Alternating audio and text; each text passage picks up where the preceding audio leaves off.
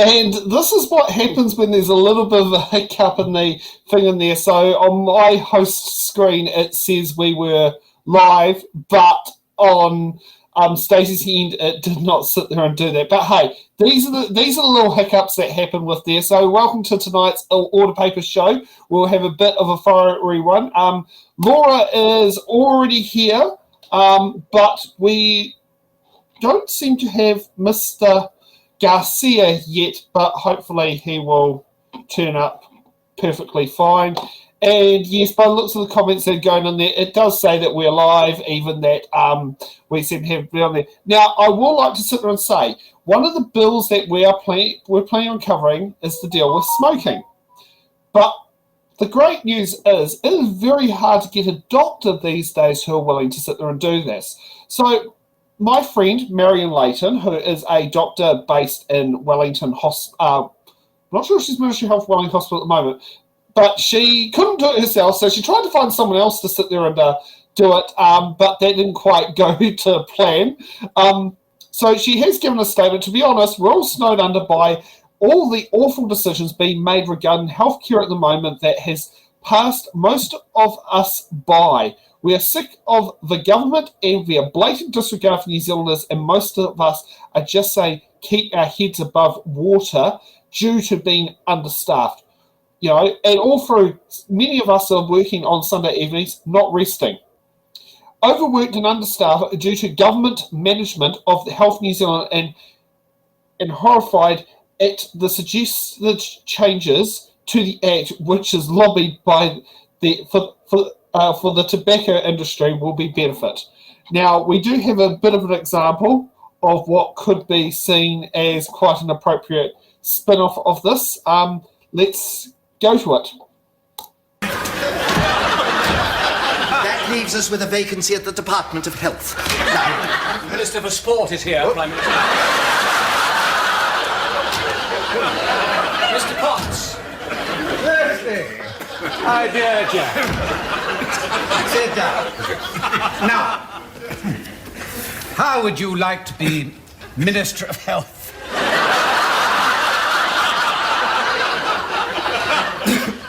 Me? It's a considerable promotion. But merited. Thoroughly merited. You're very suitable for the job. You're not one of the medical lobby, you know, like Dr. Peter Thorne. Well, of course, I can't refuse it. Thank you, Prime Minister. Humphrey, meet our new Minister for Health. Oh, congratulations. But I don't want the job if it means attacking the tobacco industry. Ah, but it wouldn't. You see, Leslie, we in government have to be realists. I want you to work with the tobacco industry. I mean, they're really trying to sort out the problems. They've got huge resources, nice chaps, caring people and really fabulous employers. They are really trying to help. I want you to work with the industry, not against it. All right? What did you say? I think he said yes, Prime Minister. Okay, I hope that that can give you a bit of a giggle for tonight of how things could be heading at the night floor of the Beehive when it came to coalition arrangements and all that sort of stuff. So that was something I thought would be quite funny to give a bit of a start off before you get to nitty-gritty. Now, one of the bills we were meant to be covering that very would be helpful if Gabriel actually turns up would be the wage theft one. I think he has just read my message. How embarrassing is that? I'll just give him the link so that he actually now suddenly, hopefully, magically appears on the show. Because going on that one, we'll see how quick he ends up popping. No, he hasn't popped in yet. So yes, does that describe what could be seen as currently in the beehive at the moment in Parliament at the moment, Laura? It's a pretty accurate depiction, yeah. Do you think do you think it's happening on the balcony of the ninth floor because you can't smoke inside anymore? God knows where it's happening. Probably on the ground floor, outside, out the back near the rubbish bins. Near the rubbish bins. Who knows where? I mean, it would be nice if we could sit there and have some animator who could actually bring our cartoon Prime Minister to New Zealand to match our cartoon's President of the United States, Mr. Stephen Colbert, if you're watching. If anyone else there, feel free to sit there and tweet him, or whatever you call it. Yes, I'm watching Gabriel. I don't know what's happening in the chat on there.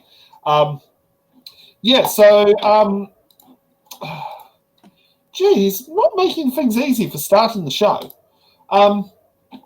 So, should we go to the... we'll go to the top of the order paper. The Aotearoa Healthy Futures Improvement Mental Outcomes Amendment Bill, second reading. And... okay, he has just given his apologies. Oh, no, he can't come? No. Okay. He's given his apologies. It is what it is. I know. What it happens. So, should we kick off with Ingrid Leary on the Aotearoa bill? Sure, why not? Okay, so let's go to Ingrid Leary. So we'll get to this view here.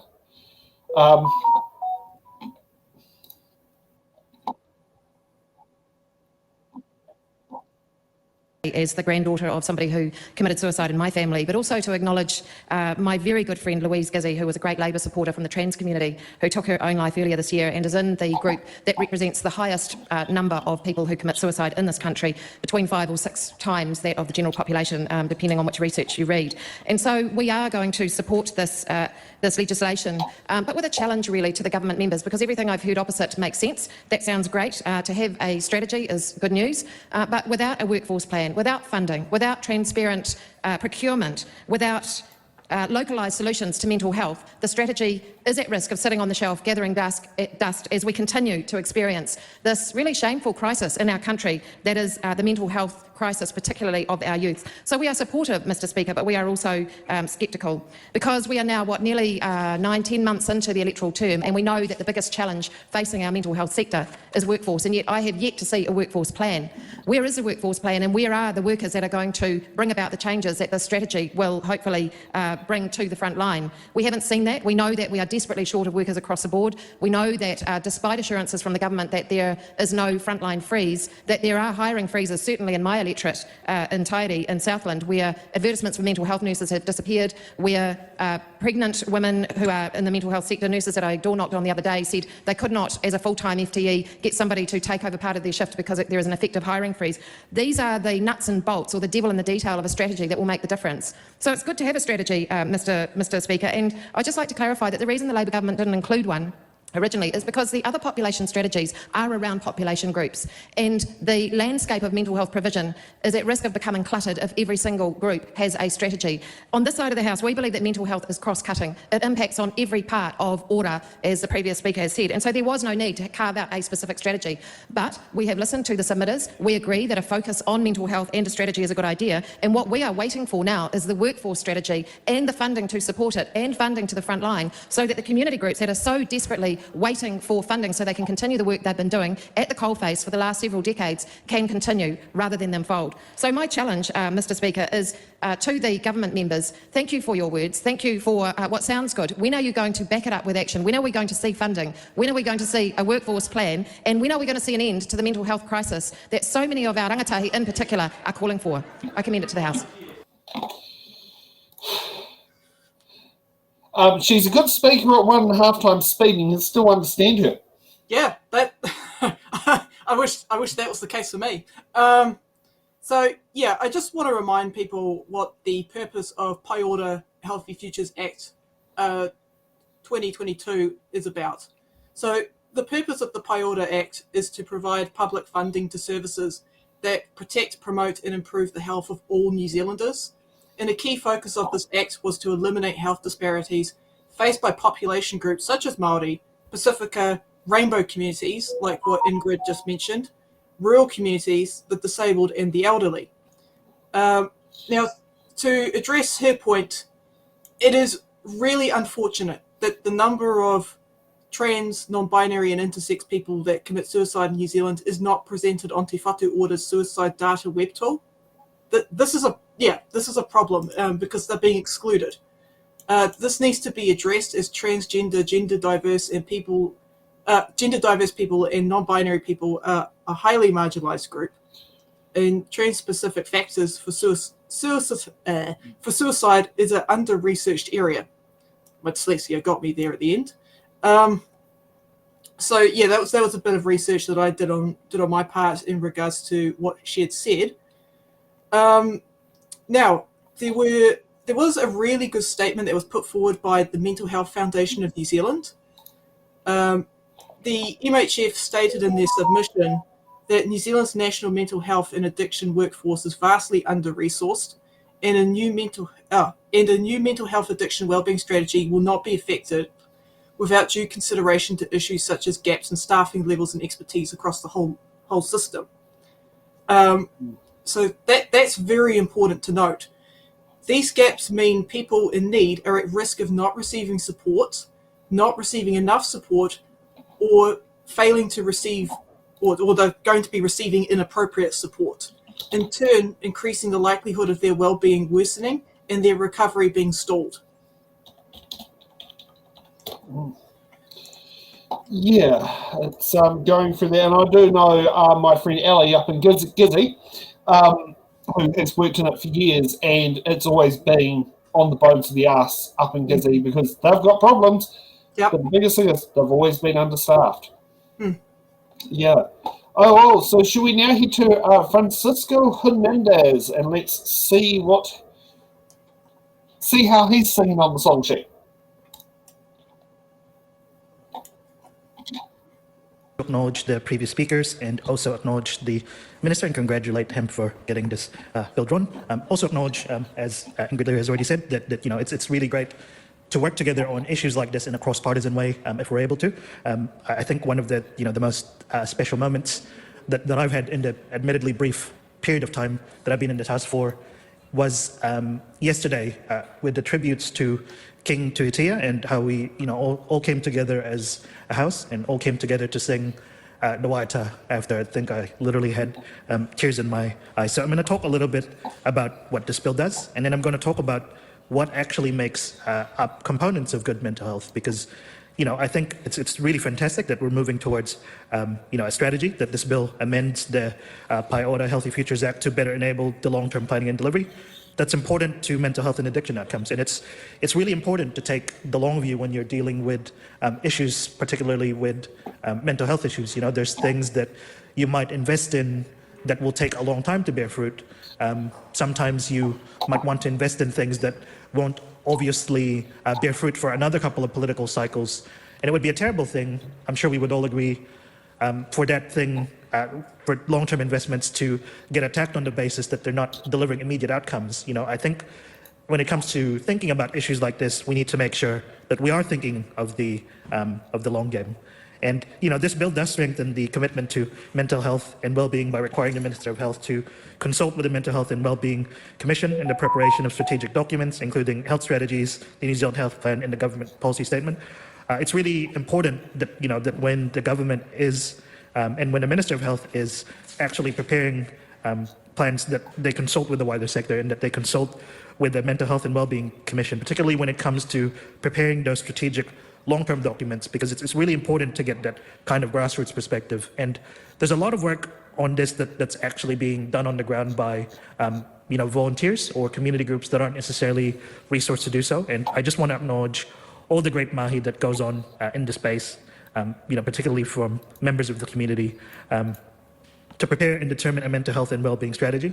And I think that's one of the things that will make a really big and substantial difference, is actually having a strategy, having a sense of direction about where you might want to go in the future. Because if you don't have a strategy, if you're not planning for things, if you're not trying to plan in a kind of cross-partisan way, you're kind of setting up the process to be disjointed. You're setting up the process so that there's no coordination between all the kind of different arms of government, and you're setting it up so that it can get chopped and changed across the different political cycles. So that's fantastic. We've supported, the Green Party has supported this to select committee, and there were no significant issues identified at select committee. So we're going to continue supporting this bill, and I want to talk about what makes up, good mental health now, because, I want to acknowledge Ingrid Lear's contribution to this. I do think we definitely need to have a good workforce plan. We definitely need to ensure that the kind of pipeline issues are being resolved. But I think, and, I know the minister will be thinking about this, I think a lot of strategies just fail at the kind of strategy phase because there's no implementation plan behind it. So we definitely... Exactly, Minister. And we definitely want to see resourcing behind it. And we want to see an acknowledgement of the kind of holistic things that make up health, including secure housing, including making sure that we've got a well-resourced public health system that can deal with people and pick up people when they're down. We want to make sure that there's jobs for our young people, and jobs for everyone really, that everyone can end up in secure, well-paid, well-remunerated employment where they're supported by strong unions and employers that recognize and value the contribution that they make. And I think one of the things that are most important is that we need to have a future worth belonging to in order so that our mental health can be in a kind of safe and stable way. Because there's a lot of things out in the world that are alarming young people, alarming everyone across the board. There's the genocide that's ongoing in Gaza, there's the climate crisis that's ongoing, and we need to be seen, we need to be actually working to resolve those issues, because otherwise it's just Band-Aid solutions after Band-Aid solutions. So thank you so much for the acknowledging my call, and thank you so much for all the previous speakers in the House. The Greens are looking forward to working with this government and continuing to work with a cross-party group on mental health to continue advancing mental health solutions in a cross-partisan way. Thank you.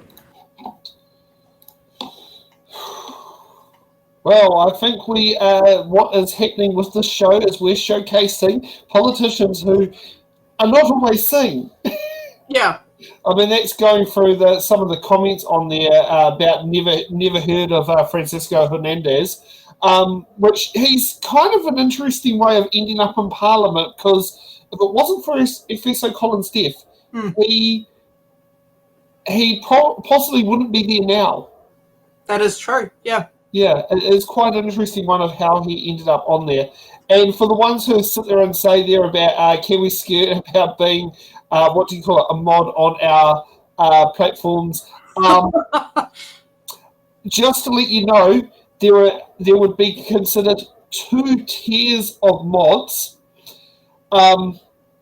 So Kiwi Skirt is a YouTube moderator for our shows, but we're broadcasting to multiple platforms, while at the same time, my co-chair to It's in the Ballot Productions and basically our executive producer, Stacey Ryan, she's the one who is the moderator on the Restream, which is the broadcasting software. So the one who's putting the names across the screen, that's all Stacey's good job. And can we give a round of applause to Stacey and the great hard work she makes to make this platform go around like crazy? Or likes, or thumbs up, or whatever you want in the chat. Francisco's response sounds very green. Yeah, it's pretty green. I agree with what he said for the most part. I guess that's the cat out of the bag for where I sit politically. But yeah, the main thing that concerns me about this bill is the lack of Māori participation. In fact, looking through the bill, Māori have actually been removed, the term Māori. And I think that has to do in part with the dissolution or the dissolvement of the Māori Health Authority. But yeah, it's really interesting to see that there's been very little in the way of consideration for Māori people, considering that as a whole, Māori are more likely to be affected by suicidal ideation and to have problems with things like addiction. And I can go into a whole host of reasons as to why that is the case. I could be here all night. But yes, Māori are overrepresented, in low-income groups. They're more likely to work longer hours, face stress, and that stress contributes. Work, social hours. Yep. And of course, they have less access to health. To help. Many of them live in rural areas. So, it's like a huge topic that would require a lot of unpicking to get through. But yes, I would have liked to have seen Māori included in that. Yeah. Oh, let's. So Debbie Naurua Packer. Now she had an interesting speech. So I went through these earlier today. So I think Debbie's a more. I stand for Te Pāti Māori to support the Paiora Healthy Futures Improving Mental Health Outcomes Amendment Bill. What I have to offer to the discussion is, as a electorate MP for Te Taihawauru, which spans from Tukuroa all the way down to Puriroa, around about 9.5 hour drive straight if you don't stop for chips. One of the things that we're continuously being contacted Always about stop for chips. by constituents is the mental health system. How frustrating it is to navigate, how there is no system, how our whānau are struggling for support, how they're struggling to be diagnosed, how they're struggling to have any advocacy. And if there's anything that I would absolutely stand 150% in support of, is a government that can get this right. For 4 years now, I've had to stand and talk to different parts and different ministers well-intending on the mental health system and the changes and indeed the improvements that they want to make. But the reality is, for many of our whānau, included in my own, is that you have to have some of the biggest navigational skills to actually get your whānau member seen to. And in fact, you end up with not just one family member who's unwell and needing support, but the whole whānau. And then it becomes the whole community. And I see the Minister wearing the 1757 badge. I was a director in that entity for the sole purpose of hoping that I could make a difference and a change for rangatahi who are shamelessly on us as a nation experiencing some of the worst suicide rates. And I reflect back home to some of our whānau that are still in grief as whānau pani for the loss of many of our rangatahi tāne. And the circuit breaker for us as a community regionally hasn't, in Te Taihawauru, anyway who I can speak to, hasn't been realised. And whānau are struggling, not just struggling because they can't access or even see anyone on front line, more or less a back line, is that there are a whole lot of other social factors that are exasperating the desperation of our whānau on a day-to-day basis. And I've heard some of it mentioned over here, the poverty, the whānau struggling to pay bills, the uncertainty in sectors, the housing, the abuse, the trauma, the addictions. But the reality is we all have an obligation. And there are many solutions that we've seen on the ground, but there's not enough of them. And for some, whānau ora, Māori health providers, iwi hapua marae are starting some of their own initiatives. I'm in real awe of what's happening with our farmers and the surfing initiatives that are happening, because these are things where we're actually addressing and connecting our whānau to our environment, because it is an environmental issue, a physical issue, as much as it is a mental issue. And I think what's really, really frightening is we've had some amazing kaupapa like Aotearoa and Te Aka Whaiora and the suicide prevention. I think the 6 recommendations, they are all really good initiatives. But the reality is, as much as we resource and target, we also, within inside ourselves, have a role and responsibility. And I heard earlier the kōrero of order. Currently, our whānau aren't feeling order coming out of any of us, and particularly this House. And there's a whole lot of attacking going on, which isn't helping the grassroots situation.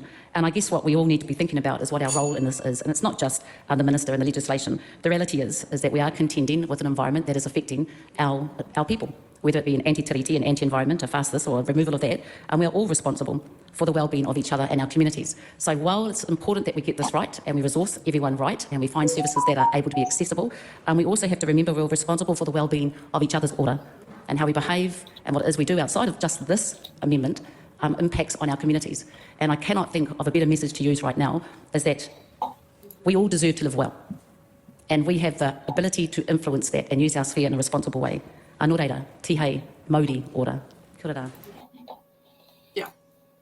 Now, I can certainly tell you that I think the way Debbie was speaking was driving via New Plymouth to get from Tokoroa to Pōroa, because I've driven a truck with a mandatory half an hour break in the great town of Taupo with Ray's father. I did 9.5 hours. That's what it says on my logbook. Yep. So chips. I think I stopped at that petrol station that Dave Monster was telling about go Aotearoa for the chips, yes, but they no longer. Well, I think at the time when I had that was the cheap fuel. However, now the cheap fuel is the little pokey little station at next to the river, Tauranga Taupō. Right. That's the cheapy petrol station that I stop at now, which that one's got built on if you like your salted fish, salted trout, I think. Salted trout. I mean, I'm not much of a fish person because, vegan. Yeah. It's not good chips, I'm all in. See, that's just something that was in there, was that we discovered it by accident. Oh, Stacey's put a dehydrated beef. Dehydrated beef? Isn't that jerky? Yeah, I don't know. The couple that own it are South African, so it could be the South African name for the product. I think it's what they call it. Yeah. Yeah. So, South African jerky, yes, that's what Stacey's put that for in the private chat. Yeah. So, yes, Debbie Nawarapaka absolutely has pulled it off because her electorate is not quite as big as Dakota Ferris's electorate, but it's huge. Yeah. Yeah, I mean, I agree with Debbie. Now, to get into the geek stuff, there is no reference to Māori in Section 46A3. It is essential that the government amplifies the voices of those that are at risk and strengthens the leadership of Māori and those with lived experience. This creates and embeds feedback loops for these population groups to inform continuous improvement. Again, I go back to the Mental Health Foundation of New Zealand and their recommendation. One of their key recommendations that they made in their submission was to include Māori in the development of this. And I just want to, before some people look at this and might roll their eyes and go, well, including Māori, that's woke. Expanding care benefits everyone. It doesn't matter if it's a Māori health provider, because you can be non-Māori and go to a Māori health provider. Doesn't matter if it's a Pākehā health provider, you can be Māori and go to a Pākehā health provider. What's important is that it's there and available. Okay? Yeah. And just for those who are wondering, this is a national private members bill. Just for some of the people out there, it's a national private members bill. Celia Wade-Brown has a very fiery speech. Tahitanga in the House today, the unity and the support for each other and the people we know in our communities and our own whānau that suffer from mental health and their families that suffer with them, and the difficulties that workplaces and schools have when one or more members suffer from bad mental health. Mental health is not something we can vaccinate against. Mental health is not something that is always biological or genetic or predetermined. Mental health is also something that is a bigger social society issue. I'm really pleased that we're talking about men's mental health. We're talking about whether it's professions of farmer, builder, fishing. Yes, it's great that that's able to be recognised and talked about, though I still think that individuals in those areas have great difficulty realising that it's not just them, that they are able to ask for help, whether it's from their whānau or from the professional support. And I'd like to acknowledge the mention of family and sexual violence as a causal factor in people's mental health. And often poor mental health is a natural response to pressures. And I'd like this House to consider to what extent we are adding to those pressures from time to time. And yes, that is a thing across the House, how we behave to each other, but I'm more meaning in terms of the legislation that we produce and the way we talk about groups of people. One of the most vulnerable groups to poor mental health is people who are non-binary. Not just when they are adolescents, finding their identity, but also as adults. Nominally, they're much more accepted, but if you look at the statistics, they often feel oppressed and not part of mainstream society. And I think we need to think about, when we're producing legislation that discriminates, what are we actually doing for mental health? Mental health is much bigger than just the professionals and the funding in the health sector. And while I acknowledge, and I'd like to acknowledge Minister Ducey and his work in clearly setting out some of the issues in mental health, let's not forget some of the more traditional issues of mental health that may be temporary, but may lead to permanent tragedy. Postnatal depression, menopausal changes, and of course, the effects of dementia and ageing.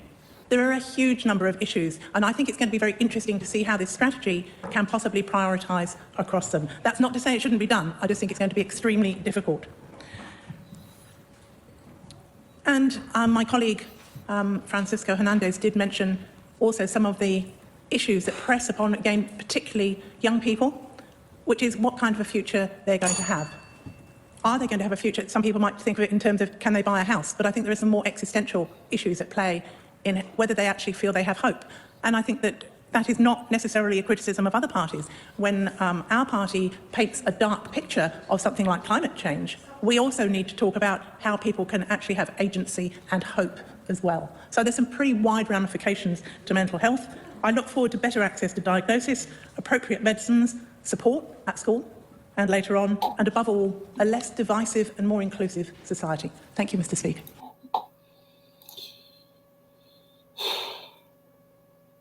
In my notes, I put that as a fiery speech, but it probably was more fiery in content, but civil and polite. That's Celia in a nutshell. Yeah, exactly. Yeah, like she's just basically, literally said exactly what it is. Yeah.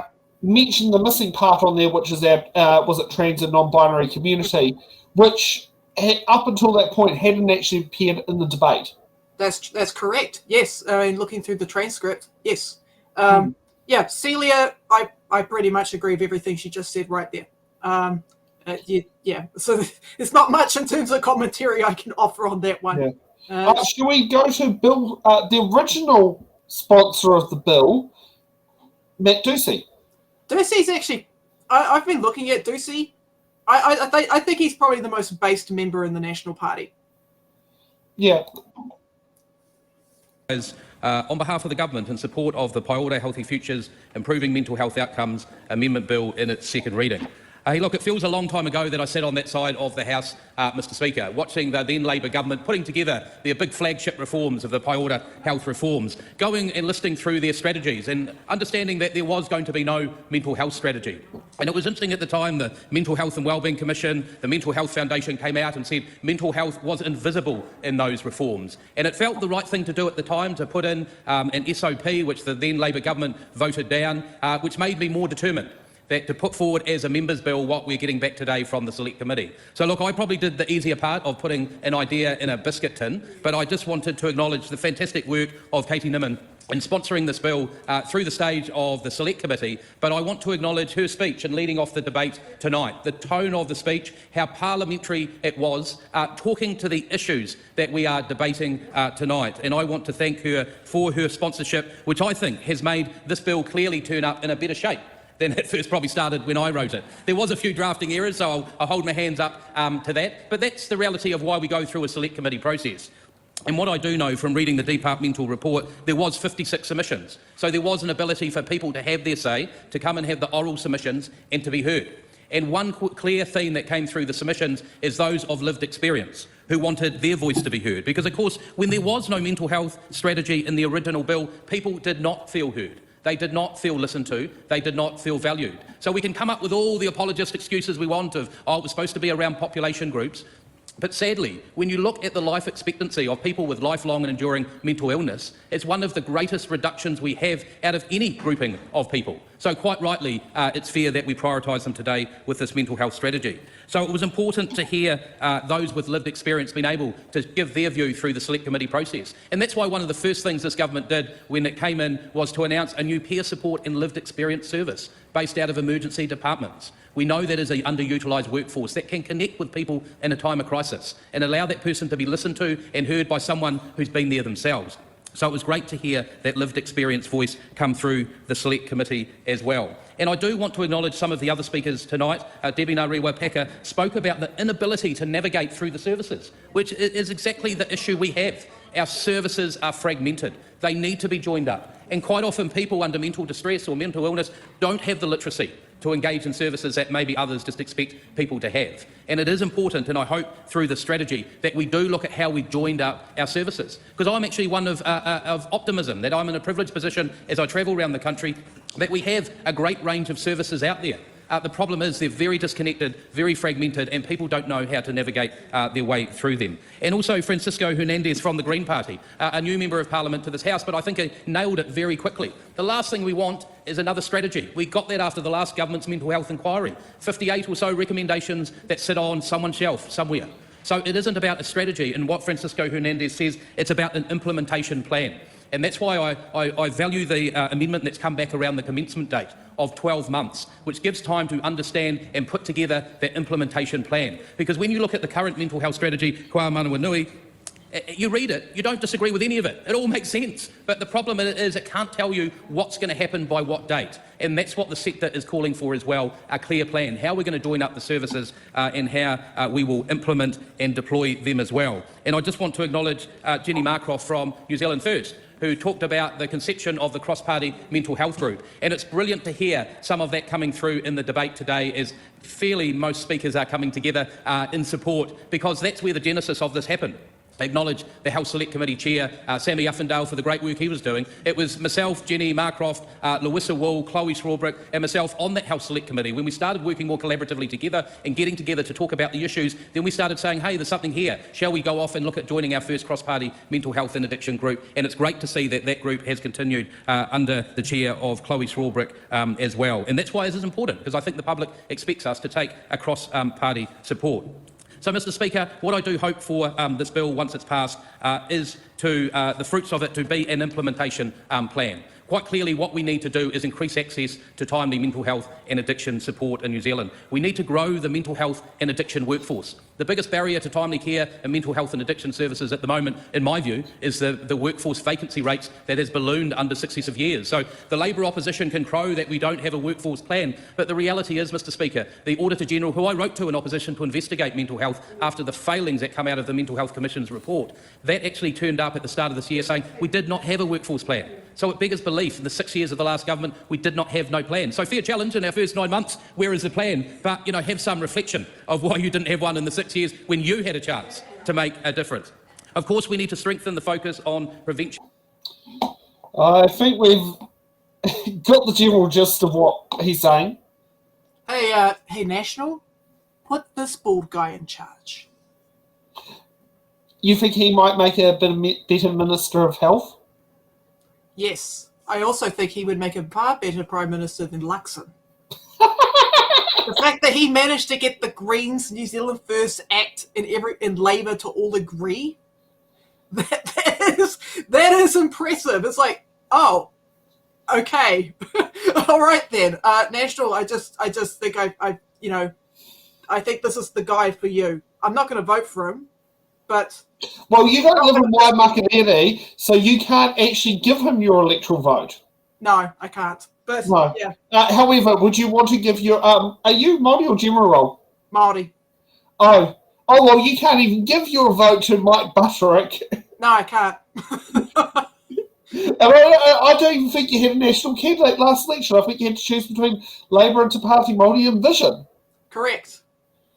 Yeah. Yes. I think there's a few people who we can sit there and say that. Okay, now let's get to what will become our more highlight of the night. Oh, I had the wrong link on that one. That's the one. Oh. Okay, there's a different way I can access it. Where is it? It is... Okay, so this is going to cover the crimes theft by employer amendment bill second reading. Now, just to be aware, this is a interrupted debate, which is possibly actually a good thing. And being a members bill, it won't be on there for at least another 2 Wednesdays. It won't be this Wednesday because it's just Wednesday's government day. It will be the following Wednesday by the time it gets back. And I have had a look at the order paper. It's now item number 3 on the order paper. This bill originally was put in by Abraham Omar. As someone who has worked in there, I have personally suffered wage theft. The thing that really sucked, in my opinion, was it was a migrant manager, not the owner, committing documentational fraud on timesheets to get his employment incentive bonuses. This is the same manager from India who threatened a New Zealand-born citizen Indian with deportation to India if he doesn't sit there and do as he tells at a job, if that gives you an idea. A good way of describing it is, under the current law is, if an employee takes money from the employer's till, it's a criminal offence. But under the current law, it's a civil offence to take money from an employee's wallet in the form of wage theft. Mm-hmm. It's not criminal, it's civil. And the other thing is, you can have, in a civil case, is you tend to deal with the entity of the organisation, not the offender directly, whereas under a criminal aspect to do it. Now, there are 6 speeches. There are 7 speeches. We're going to play all 7 speeches on Fast Speed tonight because we want this out there. And then when we finish, we want to work on a campaign. Now, we haven't heard from... Now, New Zealand First hasn't done a speech yet. We don't know where their sit is in there, but I think we may have to target New Zealand First and may actually have to target National and ACT, because I think, as Laura sat there and said, we had a private conversation on Friday. It is saying it's all right, darling Tana, to steal from your staff's, wallets. That's what National and ACT have so far implied is acceptable and should be a civil-related matter. So let's kick off with Camilla Belich, who has the first... Yeah, I mean, this is an issue I take very seriously. So yeah. And that's, I completely agree. Yes, and that's, and also just for people out there, I still have my affiliations to Unions Wellington, even though I haven't actually been part of a union since I started my business 9 years ago. Crimes Theft by Employer Amendment Bill be now read a second time. Camilla Belich. Thank you, Mr. Speaker. It is a real pleasure to have the opportunity to speak on this very important bill in this House tonight. Mr. Speaker, this bill is a simple bill. It's a bill that addresses a problem currently in our society where those who are most vulnerable are often subject to crimes of theft. But unfortunately, the perpetrators of those crimes go unpunished. As the first mover of this bill, Ibrahim Omar, said, this is a tough-on-crime bill. This provides greater sanctions than those that are currently in our Crimes Act, and it creates new offences to hold employers who owe wages and intentionally do not pay them to their employee to account. Now, Mr. Speaker, most employers in New Zealand are good employers and would never intentionally do anything wrong with payroll or intentionally steal from their employees. Of course, this is a small minority of employers that we are talking about here. But regretfully, there are some employers who do intentionally steal from their employees and currently are not being held to account in New Zealand. This includes actions to unlawfully withhold wages, salaries, and other monetary entitlements. We all know that this is wrong, but in an unusual quirk of history, this is one area in society where we know this type of theft regularly occurs, but there are no criminal sanctions.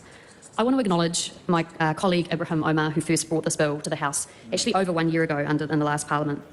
His first reading, Mr. Speaker, his first reading speech was very compelling, and the reasons it was so compelling was because the nucleus of this bill and the reason he decided to bring it to the House was because of his own experience. And I want to just briefly touch on some of his experiences because he is not here in the House to be able to do so himself. When he introduced this bill, he talked about how it arose from his own experience. He said, I came here as a refugee and I was told New Zealand was a paradise, compared with the country from which I originated, a place where the rule of law would apply to everyone and where it's there to protect the most vulnerable. He then went on to tell a story about when he had worked in New Zealand. He'd gone to work in a farm in the Wairarapa and he'd been bussed out there from the hut, and unfortunately at the end of doing 1 week's work he was told by his employer that his work wasn't good enough and that he wouldn't be paid, and in fact it should be him who paid the employer for all the travel costs to get him out there. Now at that stage he didn't know what his rights were, and so he said he just walked away without any pay for that week. And unfortunately, Mr. Speaker, that is an all too common experience of migrants in New Zealand and vulnerable workers who do not know what their rights are. He also said that he found out after this that the problem of intentional wage theft by employers is rife in low and casual sectors that rely on migrant labour. It's very common for these workers to have the hours that they work underreported, leading to lower pay, or employers to argue down the work that the employee has done. It's already against the law in almost all circumstances to withhold pay and deliberately underpay staff, but the law is regularly flouted and there are no criminal sanctions in New Zealand for wage theft. So I want to just acknowledge the story that we've heard today in the House and the story that Ibrahim has had, where he came to New Zealand as a refugee, suffered from an injustice, which in this case was wage theft, and then became an MP in that country, only our second refugee MP to do so, and then brought a bill to this House, which hopefully will become law if we have the support of members of the House, in order to stop other New Zealanders from experiencing that same thing. So it's quite an extraordinary story, and I'd just like members of this House to consider that if we are like-minded in not wanting to stop the practice of wage theft, we can make it an even more incredible story by passing this bill tonight. I want to go over briefly what the bill does, because I think it's important to understand why this bill is needed. Currently, the most common way that wage theft is dealt with is through civil enforcement pathways. That means no criminal conviction is ever applied to an employer who engages in wage theft. There are, in New Zealand, interestingly, some criminal penalties that apply under the Immigration Act for an employee who's on a temporary visa. So in some instances, Mr Speaker, people who are here on a temporary visa will have more rights to have theft against them, have criminal action against the person who conducts an unlawful theft of their wages than most other New Zealanders. And so we can all agree that that's a bad situation, and we're glad that the Immigration Act provides for that. But we should also acknowledge that when those people go onto different types of visas and when they become permanent citizens, they don't have the same rights. And this is an important right for all New Zealanders to have when they are stolen from, which is what wage theft is, to have repercussions, serious repercussions, for the people who undertake that intentionally. Additionally, Mr Speaker, often these days, people who have wage theft people who suffer from wage theft from their employer often can't take action against it because they don't have the ability to afford to take civil action. Taking civil action is actually really difficult. Filing papers in a court is not something that comes easily to most people. Even a disputes tribunal is often quite difficult for people to do by themselves. And so often we have a situation where wage theft is only addressed if someone is a member of a union, and they can do so on a basis where they don't have to pay for that litigation to take place. And while the union should be commended for taking that action, I think as a matter of public policy, it should be that all New Zealanders are able to hold people to account for theft that is committed against them. So I think it's an important issue. It's also an issue that other jurisdictions have already dealt with, such as Australia, Norway and California. They've all introduced laws to combat wage theft. There are so many different cases that you can refer to in relation to wage theft to show that it's an ongoing problem in New Zealand. A 2019 study commissioned by MB found that wage theft was one of the most common forms of migrant labour exploitation in New Zealand. And Ibrahim, in his first reading speech, mentioned about 3 or 4 different cases where wage theft had been challenged through civil remedies, and there were significant penalties associated with those, but of course no criminal penalties for the employers involved in that. So a very important issue, and one that we can prove is ongoing. In terms of the select committee process, this bill was referred to select committee just before the last election. So we had about 13 submissions, and about 84% of those were in support. And there were some changes that we made at select committee as well. So one of the main changes that we made was making sure there was consistency between this piece of law and also the Employment Relations Act. And also we did look at a few other things to do with penalties, and you'll see in the select committee report that there's a recommendation that if the House takes this further, maybe we could look at a stepped penalty regime, which is consistent with what's in the Crimes Act. So a stepped penalty regime is a regime where if you were to steal a lower amount of money, then you would have a much lower term of imprisonment or fine that would relate to that, and if it was a higher amount of money, it would step up higher. So that's currently what's in the Crimes Act, Mr Speaker, in relation to the general crime of theft. So the select committee process, I think, was a useful process, and I want to thank members of the select committee who are here today who participated in that process. I think it was a respectful process, and although some of the government members decided not to support this bill, I felt that there was an openness to make sure the bill was in the best possible shape going forward to the House. And so you'll see that in the report we unanimously say that there were no legislative issues with the bill, and also that we unanimously agreed to the changes, although the majority did not support the House passing it. So I want to thank everyone for doing that, and also the Ministry of Justice and MB for their very good, I thought, advice on this particular bill. I thought that their expertise was really excellent. So in conclusion, Mr Speaker, I would encourage all members of the House to please support this bill. This bill does strengthen criminal sanctions against theft, it does protect vulnerable people, and it will lead to a greater sense of justice for more New Zealanders. I commend this bill to the House. Some very interesting comments going through the chat. How do you think the House voted on this, by the way? Well, it was an interrupted debate, so voting hasn't happened yet. So we actually got a 2-week reprieve. Yeah, it's going to be really interesting after this debate how they end up voting. Well, I think we can start from tomorrow, potentially, and maybe we've got to teach people how to use mail merge, but we could get it where we could send a personalised email to every single MP to go, hi there, we would like this bill to be passed. I think it's lucrative, and just go through the whole process. You know, put in my situation, I run a business and sit and do this. I do things by the book. These people don't. You know, they can't be criminally prosecutor or something like that. Basically sum it all up. I mean, there's one of the speeches in there. I have a feeling someone's got to actually dig into that person. I'll mention that when it get later on. We will sit there and get in there. But I think we could sit down there and go through and email every single MP. We'll use mail. We'll show people how to use mail merge, because then we can, at least you can just type up one email and then go send, and it personalises it to all of them. So you sit there, send it off to all the MPs, and basically hopefully we can sway them to change, at least change their mind and actually push it past put it into committee of the House and hopefully third reading, which means we can try and make the bill become a law. So when you steal money from your employees' till, it is the same punishment as stealing from an employer's till. Yeah, I mean, it's very revealing in this debate who's against this bill and for what reasons. Keep in mind that this amendment bill received support from 84% of submitters to the Select Committee. Yeah. And I know the paper that she was referring to. It's called Understanding the Exploitation of Temporary Migrant Workers, a comparison of Australia, Canada, New Zealand, and the United Kingdom. I recommend everyone that's listening to this to go read that. It's quite an insight into how migrant workers are often treated in this country. And yes, it absolutely should be a criminal offence. It is ridiculous. Abusing migrant workers is not New Zealand first. You're putting good employers at risk. It also puts New Zealand citizens at risk of exploitation, who may be Maori or young workers that are new to the workplace or disabled. It puts them at risk as well. Because quite often a lot of them work under the table for wages and they can get exploited. Remember, keep in mind that if part of wage theft is also the underpayment of wages and the non-payment of overtime. So, how many people in the chat and how many people that are listening in have experienced not being paid for overtime? Yeah.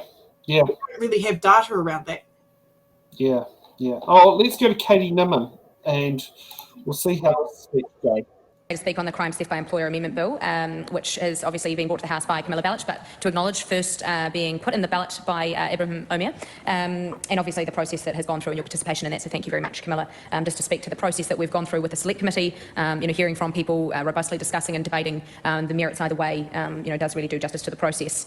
Of course, just to speak to the bill and what it does, it's proposing to criminalise the failure of employers to pay wages. And look, while the intention behind this bill might be well-meaning and not to discredit that, we've got to carefully examine whether it aligns with the principles of what are some strong National Party values, which is limited government, competitive enterprise and personal responsibility, values that are central to a prosperous society. So, of course, this bill seeks to criminalise wage... Just like to point it out there, personal responsibility is being held accountable for your action. I know, it's like, I'm sorry, but... It's like, put it this way, limited government. I mean... Yeah. I'll wait till we get to Punjit Palmer. She actually hit something on the head that really rubs me up the wrong way. Disputes by introducing harsh penalties, which is exactly what they are, for employers who allegedly withhold wages, and allegedly is an important point to make. While protecting workers' rights are essential, we must not be so quick to bring the heavy hand of criminal law into areas that could be governed by civil agreements and mutual trust. And that was something that was brought up a number of times when we heard from submitters, and obviously talking to officials, is that this is already something that can be covered by civil agreements, and then, of course, the establishment of... The majority of submitters supported this bill. Contract and the relationship between the employer and the employee. One of the cornerstones of a free society is limited government. This means that the role of the state is to provide a framework for law and order, but it should not interfere in every aspect of our lives. Stealing wages from stealing money from an employee's pocket should not be deemed to be limited government. No. I don't normally interrupt in speeches, but this is really, what she's saying is rubbing me up the wrong way. Oh, it got me fired up reading it. It's like, I'm sorry, but how does limited government, competitive enterprise and personal responsibility, how do these values align with wage theft? It's also, and I just want to point something out, it's also really hypocritical of National to say this, considering the banning of patches and insignia in homes that National just passed recently. They want to talk about limited government. What is limited about a government coming into your home? You know, this is not It's compatible. like limited government in the home, but not in the workplace. Yeah. Not at home, but in the workplace. Hey, it's okay. Areas where civil remedies and free enterprise can provide solutions, and in this case, they already do. The current framework of employment law under acts such as the Employment Relations Act and the Wages Protection Act already offers clear avenues for resolving wage disputes. Civil courts and specialised employment tribunals are better suited to handling cases aimed to be addressed by the proposed bill. Turning wage disputes into criminal cases adds an unnecessary layer of government involvement, one that this side and this government would not support, is often a private and contractual issue. Oh my God. We have long upheld the principle of criminal law should be reserved for the most severe forms of wrongdoing. The criminal justice system is designed to punish, such as deliberately withholding people's wages. Yep. Intentional, malicious acts that cause significant harm to society. Is an error in payroll, perhaps caused by administrative oversight or a system failure, really something? Wait a minute. This is about intentional wage theft. Yeah, intentional wage theft, not system error. Oh, but wait a minute. System errors happen all the time at the Ministry of Social Development. Yeah. And guess what? They're called sanctions. And often it's sanctioned now. Hope like hell the beneficiary don't complain. And then all hell breaks loose when they do complain. We want to criminalise. Now, to address what the member opposite has said in her speech prior, while the intention is malicious, that does not always have the outcome. The outcome is often perverse. Criminal law is a blunt instrument, and its overuse in areas better handled by civil law will lead to unintended consequences, not justice. And I will. We have not had this on the books. Speak to this now. Mr. Speaker, our economy thrives when businesses are free to operate without excessive government regulation. Competitive enterprise is driven by innovation, efficiency, and trust. Trust between employers and employees, between businesses and their customers. This bill threatens to undermine that trust by introducing the spectre of criminal liability into what are often honest disputes over. Honest disputes by stealing money from people's pay packets in the worst example? Nothing says honesty more than stealing from your employee. Yeah. Not employer. We're not going full anarchist here, guys. Yes, yeah, exactly. I mean, you know, Darling Tana, here's a free pass. Darling Tana, here's a free pass. Yeah. But, you know, maybe that what needs to be actually put in, sent in those emails going around. But maybe we've got to skip Darling. For pay. In a competitive economy, businesses... I've actually had enough of listening to her. Yeah, I've had enough. Yeah, to be honest, yeah. Let's go to Thank you, Mr. Speaker. Let's go to Tiana Tuiona. I rise on behalf of the Greens to support this bill tonight. And as I was going through the Select Committee report, I could see the work done by the Select Committee. They'd kind of come to some agreements on the different, clarifying the employment arrangements and entitlements and trying to get the legislation into a good place and acknowledging the words of Camilla Bellich, the work of the Select Committee there. But what I did want to hear was the reasons why the government parties, or at least what I've only heard from one government party so far, are not supporting this bill. Mr. Speaker, we heard that one of the reasons they don't want to support this bill is because it could compromise a thriving competitive marketplace. It sort of fronts a personal responsibility and competitive enterprise. And my first submission tonight is you can have all of that without ripping people off, Mr. Speaker. You can have all of that without ripping people off. And there was some talk also there around accessing civil law and using those processes in order to find justice for workers as well. But that's expensive. Those processes are expensive. If you're a low-wage worker, a migrant worker, and some of us around the house come from some of those. The answer to no, it's not being voted on. It's an interrupted debate, hence why we're doing an extended series on it, because this has personally affected many people. Yep. Yeah, New Zealand First have not actually done a vote yet. Yep. And they haven't done a speech because it got interrupted at 6 out of 12 speeches. Yeah, and it's not just migrants this is affected, it's also affected New Zealand citizens. New Zealand-born citizens. You know, it affects everyone. Yeah. Families, you get here, maybe your English isn't so flash, maybe you don't have access to all the lawyers and all that other kind of stuff. What is your pathway for justice? What is your pathway to make sure that the money that you worked for, that you get to keep? Because I think that's something that people across Aotearoa would support, right? You work a hard day, you get your dollars, and that's your money, that's your putia, those are your wages. Mr. Speaker, I do want to just backtrack and acknowledge Ibrahim Omar from the last Parliament, who in that first reading talked about his own experience, his lived experience of being exploited, his lived experience of many migrant workers, of many low-wage workers, where there is definitely that imbalance. And so I do want to acknowledge Ibrahim Omar and also Camilla Bellich, who was shepherding this bill through the House at this particular time, because this is an attempt to actually rectify that imbalance. One of the phrases that I heard there that we need to encourage, I think the words were the culture of employment and employee relations. I might have got that wrong, but it was around that kind of thing as well. Well, you can do that by making sure that there's stuff in place so that people can get their pay. And that's something that we also need to think about right across what's happening around Aotearoa right now. If the culture of employee and employment relations is something of focus for the government parties, you've really got to work at it. You can't just be focusing on the whole enterprise brigade. You've got to be thinking about the workers. Because I've been watching the number of jobs that have been lost just here in Wellington, around about 5,000, 6,000 now. That's the brain drain. They're going to be jumping on planes and going overseas. That speaks to the lack of trust in terms of that culture. We just had Woolworths workers walk out on strike as well. That points to that lack of trust in that culture. The way that you improve that culture is by supporting bills like this. And as Camilla Bellich said earlier, it is a simple bill. It is a simple bill, particularly for those low-wage workers. They don't have access to flash lawyers and civil law and all this other kind of stuff. Mr Speaker, I want to acknowledge the differing view of both the Labour Party and the Green Party in the Select Committee report. At least there were some opinions that we could think about and dissect as we walk through this bill. And here it acknowledges that there are many similar jurisdictions to New Zealand, such as California, Victoria, Queensland, Norway, and most recently the Commonwealth of Australia, who have in recent years passed legislation criminalising wage theft by employers. And also additionally, that this bill received 84% support to the Select Committee. So it's not like this is a new thing that's been pulled out of the ether. It is happening in similar sized jurisdictions. And so my question in terms of the contributions which will follow from me tonight is, we need to acknowledge that this is actually an issue, that there is a power imbalance between employers and employees, in particular low-wage workers, in particular migrant workers. And we need to hear clearly from government benches what is going to be done to reconcile that, what is going to be done to make sure that that balance is brought into balance. So, Mr Speaker, we will be supporting this bill. There needs to be more work done around job security, around making sure that job security and all of those other sorts of issues. And part of that is, of course, supporting the Labour Inspectorate, making sure that they're fully resourced. If there is exploitation happening, we need to make sure that the people that go out to check on that, to actually get into finding out whether the exploitation is happening, to actually resource to be able to do that. That is a solution that I would like to see from the government benches in terms of addressing the imbalance between employers and employees. Mr Speaker, the Greens support this bill. Thank you, Tiano.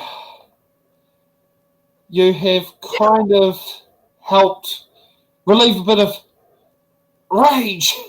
And I can tell you right now, this rage ain't just in front of the cameras we are. This is in the whole production team.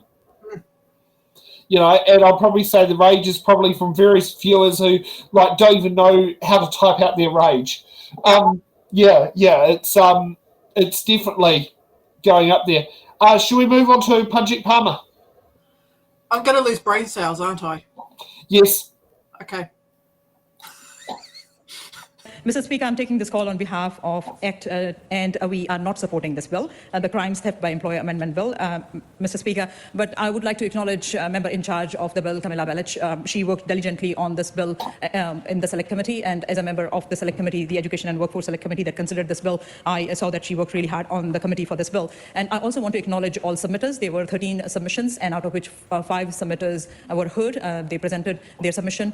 This is by being there in person, and also some by video conferencing. So I want to thank them, and I want to say that their contribution is highly valued. And in the Select Committee process, that is very important for all Select Committee members to give consideration to each and every point that is raised by all submitters, and that was duly done. And the whole Select Committee, Mr. Speaker, I must say that worked very sincerely on this bill to improve this bill, and the evidence of that is that this bill has come back as an amended version of the bill. But Mr. Speaker, still the ACT Party believes that we cannot support this bill because there are enough provisions available for the issue that this bill is trying to address. And I want to acknowledge that, yes, there are some employers, those who exploit employees. It's a very small number of employers, and there needs to be a very strong message sent to them. But the strong message is being sent through a lot of legislations which already exist. And I know that as an immigrant myself, I hear a lot of stories from migrant people, migrant workers, those who come here having that hope of coming and working hard and making a better life here in New Zealand, end up getting exploited. And that is why, Mr. Speaker, I want to highlight that in the Immigration Act, the penalties that are there for employers, those who exploit these vulnerable migrant workers, are quite harsh. And that is very important that we acknowledge that those kind of penalties are already there. But then, Mr. Speaker, as we have heard before from the member in charge about the difference between migrant workers versus workers, those who are on other visas. And so, yes, overall, if I want to classify workers into 2 groups, that can be migrant workers and others, those who are on permanent visas here in New Zealand. But Mr. Speaker, the issue here is that we are trying to solve a problem that we already have a solution for. So the problem, yes, I acknowledge there is a problem, a very... A solution that ain't criminalising them at this present point in time and allowing them to pass the bus. I'm sorry, I'm just the manager. I'm not the business owner. Please go to the business owner for my crimes and offences. Yep. A very small number of employers do have the tendency of exploiting their workers. But here it's very important to note that generally employers are conscious of their reputation. Any kind of reputational damage is not something that any good employer would tolerate. And they'll do anything to ensure that they have a good reputation, because if their reputation is not good, then their employees will know that. The environment there will be quite toxic. Nobody would want to work.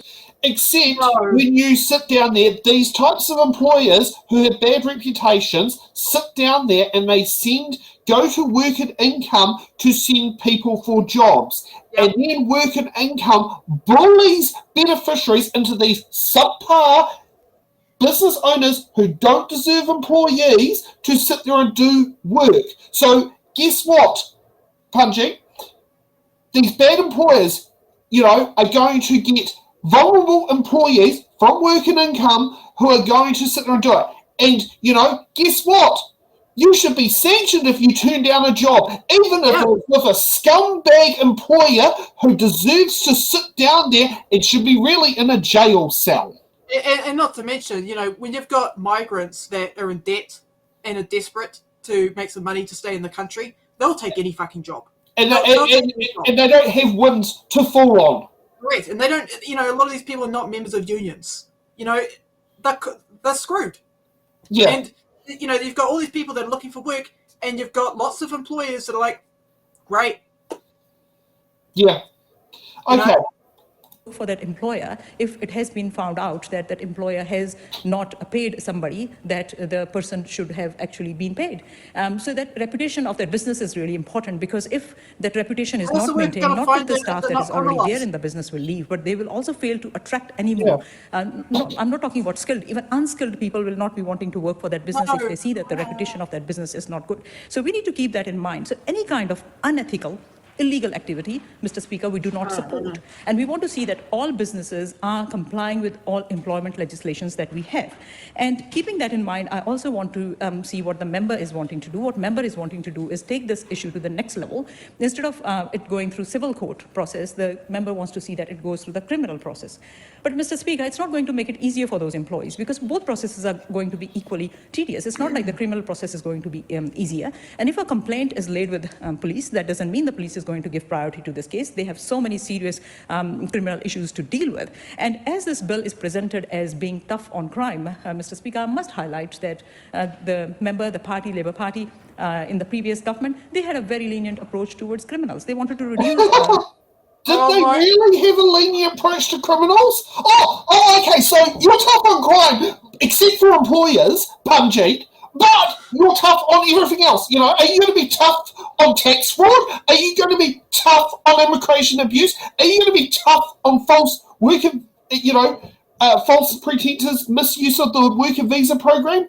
You talk about how Labour was lax. I'll be honest, they aren't perfect. There's a lot of things they've done wrong. But, they weren't exactly soft on crime. And what was done wrong by Labour is not putting in this bill sooner. And also, they weren't going, oh, look, Punji, we've just sat there and have another person sentenced to crime. Oh, look, Punji, another ram raid has been sentenced to crime. The justice process is not exactly instant, like instant coffee.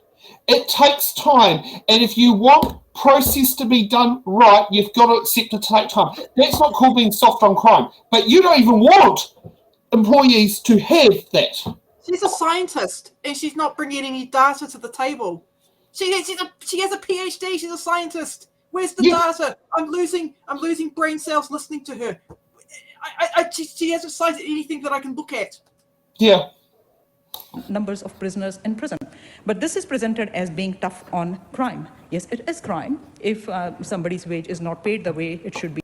Yes, and you don't want it criminalised if they withhold the money. Have we had enough of Punji? I think my brain's cooked. Okay. Please take your brain out and put a fresh one in. Yep. I rise to speak against the Crimes, Theft by Employer and Amendment Bill. And before I do, I'd just like to acknowledge my fellow Northern colleague, Mark Cameron, for his very emotional and touching speech today in the House. Great, thank you, Mark. And I'd like to also acknowledge Camilla Ballich on the other side of the House for her work on this bill, and of course the original person, member who brought the bill, Labour MP Ibrahim Omar. And it's always I suppose it's when you come into this place, it's a great privilege to then get a bill drawn and get the opportunity to present and debate and discuss it, and you take the result as it comes. So, well done. So, I'd like to begin by saying that the purpose of this bill is to suddenly start turning some employers into criminals. Now, for those of us who have actually employed people and run small businesses, I'm just thinking to myself, it's a real. When you go out to go into business for yourself, right? You go out there, you risk you risk your own capital, you mortgage your house or your business out to the eyeballs often to get started, and it's really and you put yourself on the line. And this is something that it always frustrates me. I find those on the other side of the House seem to struggle to really accept that what that brings and the stress and strains that. It's interesting, they're saying that theft is okay. No, we're not saying theft is okay. But criminalising people in business, right, because they might make a mistake, and you say that's not the intent of... Yes, but a mistake isn't intentional. That's the whole point of the thing there. When you criminalise someone, you've actually got to prove prove that it was intentional, not unexpected. Like, I can tell you this happened as me in a personal situation. I did a one-day trial with Capity Candies. Didn't get the job, whatever. They paid me for the day's trial. 4 years later, 3 or 4 years later, it was quite a fair bit later, they employed someone else who had the first initial of their first and last name was the same as mine. So on the payroll software, it showed up as SS. Magically, out of the blue, the money ended up on my account. Now, I can tell you right now, that's an innocent mistake. Of course. That Capity Candies owners would not be dragged through the coals for doing it. I mean, also, they appreciate the honesty of me, because I went down there, I actually rang up and said, hi there, you've paid me money. I don't work for you. How do I send it back to you? Yeah. You know, and that's what we did. You know, and they appreciate the honesty. Probably something like a couple of years later, kind of like, maybe that was the person who brought it. I mean, you know, that sort of thing there. But as being saying in there, you know, that's an honest mistake. That would not land you in the local district court with a wage theft by employer charge. I mean, no one's going to jail over a system error. Yeah. It's deliberate intent. Of the bill. But then again, you see, this is the issue here. It's you talk about intent. Intent becomes then a debating point, right? So you then have to, and so you've got this employer. You've got this employer here who's gone on, he's risked everything, they've employed people, and if you're a small employer, which most employers in New Zealand are, you know, most of them are, it's at 97% are small business people, right? So that and I can speak as one of these myself, you've got to be in charge of health and safety. You've got to be in charge of all your wages, in charge of all your compliance, running your business, and dealing with everything that comes with it, right? And you may make a mistake, and then someone says, well, actually, I think that was intentional. So therefore, suddenly you find yourself potentially caught up in the criminal justice system, right? And you're saying, oh, they really are desperate over there, aren't they? I mean, they go, well, I suppose it's nearly the end of the night. You're allowed to be desperate, you know. But yeah, and it's. Do you imagine the stress of that? You think you've been doing everything right. Suddenly you find yourself with a knock on the door, and there's a policeman standing there. Can you just imagine how you feel about that? And your family is there too, seeing the policeman knock on a woman. What? So the police are going to turn up there on payday because they didn't arrive at 6 o'clock because Westpac was being a pain in the butt to BNZ. That's a personal one between me. And so at 7 o'clock, Officer Divils from the local police station is going to be there with Officer Prod and going to sit down there and go, we're going to wage theft here. I doubt it. I doubt it. I mean, you know, put it this way, you know, I doubt that even with a theft, with the location of it, they turn up there that quick. They're not going to get a warrant to sit down there and do it, you know. Yeah, I feel that, you know, Grant McKellen here, I wonder if anyone's out there who's a journalist might take a worthwhile to take a look at his business affairs, because the way he's going about, he's taking this very, very personally. Oh yeah, I did have a look at some of his commentary on on another bill. There's a few red flags with this guy. Yeah. knock on the door and say, actually, we think you've been stealing from your employees. And the stress and strain that would bring to that small business owner would be something that I wouldn't wish that on my worst enemy, right? And so that I do. I wouldn't wish that on your worst enemy. Yeah, you steal. Yes, but I bet you would have no problem with someone being wrongly sanctioned on the MSD work benefit. You know, which you could say is technically the same thing, especially if you're wrongly sanctioned. It's theft. You know, that scares a lot of Wins case managers when you tell them they've stolen from you when you use those terms. You know, this is theft. It's theft as a servant. Theft as a servant comes with much more serious penalties than simple theft. That is what really frustrates me, you know, with this whole thing. So there are solutions. You see, people on the other side, it always seems to me, they start from the position of the employer is bad. It's almost like it's another war on employers. It's never ending with this lot. It's a war on employers. And quite frankly, those of us who've risked our capital and so forth just get really frustrated by this, right? It's allowed to steal. Don't you know there's a law against stealing, right? And there are solutions. Boy, they're very vocal on the other side of the house tonight. Am I saying something that's upsetting them? I'm not really sure. But anyway, look so I just think it's really important that we already have solutions here under the law. We don't need to create more red tape, because all that's going to do is just make it harder to be an employer, right? Much, much harder to be an employer, right? So, look, it's interesting that the New Zealand Law Society even had some... Yes, harder to be a bad employer. Yes, that's the goal! Concerns. They actually had some concerns. They said the use of intentionally could inadvertently lead to capture situations where employers are genuinely withhold paying employees. Well, that's the actual problem, right? And this is, we do not want to, it comes down to a matter of interpretation. See, at the moment, our court system is clogged up enough, right? If we're going to put potentially more and more people in the criminal courts, so you're that employer, you think you've done everything right, suddenly with the police knocking on the door, you then find yourself caught up in a criminal process. And you've got to wait and wait and wait. And the stress of having to deal with that and live with it is exactly, as my colleague here says, your reputation in the local community. And then, so suddenly you then go out to the marketplace to employ someone else. They go out to employ someone else. And believe me, people talk, obviously. And so our employees going to come and work for you if they think you've been stealing from somebody else. And particularly when it's all actually not proven and you've made a genuine mistake and you find yourself in front of the judicial system, waiting and waiting and waiting, having to deal with running a business. It's just not good enough. And so that is why we are very much opposed to this bill, right? You know, we actually trust employers in this side of the world. You know, as a farmer, I've had to put up with the fact that the regulators and the people on the left just don't trust us. Haven't trusted us for years. They keep on saying it's all your fault. Which is another example of it, where the leftists do not trust employers. They blame us for everything. Well, actually, I'm sorry. This is not the case. Employers in this country are the backbone of this country.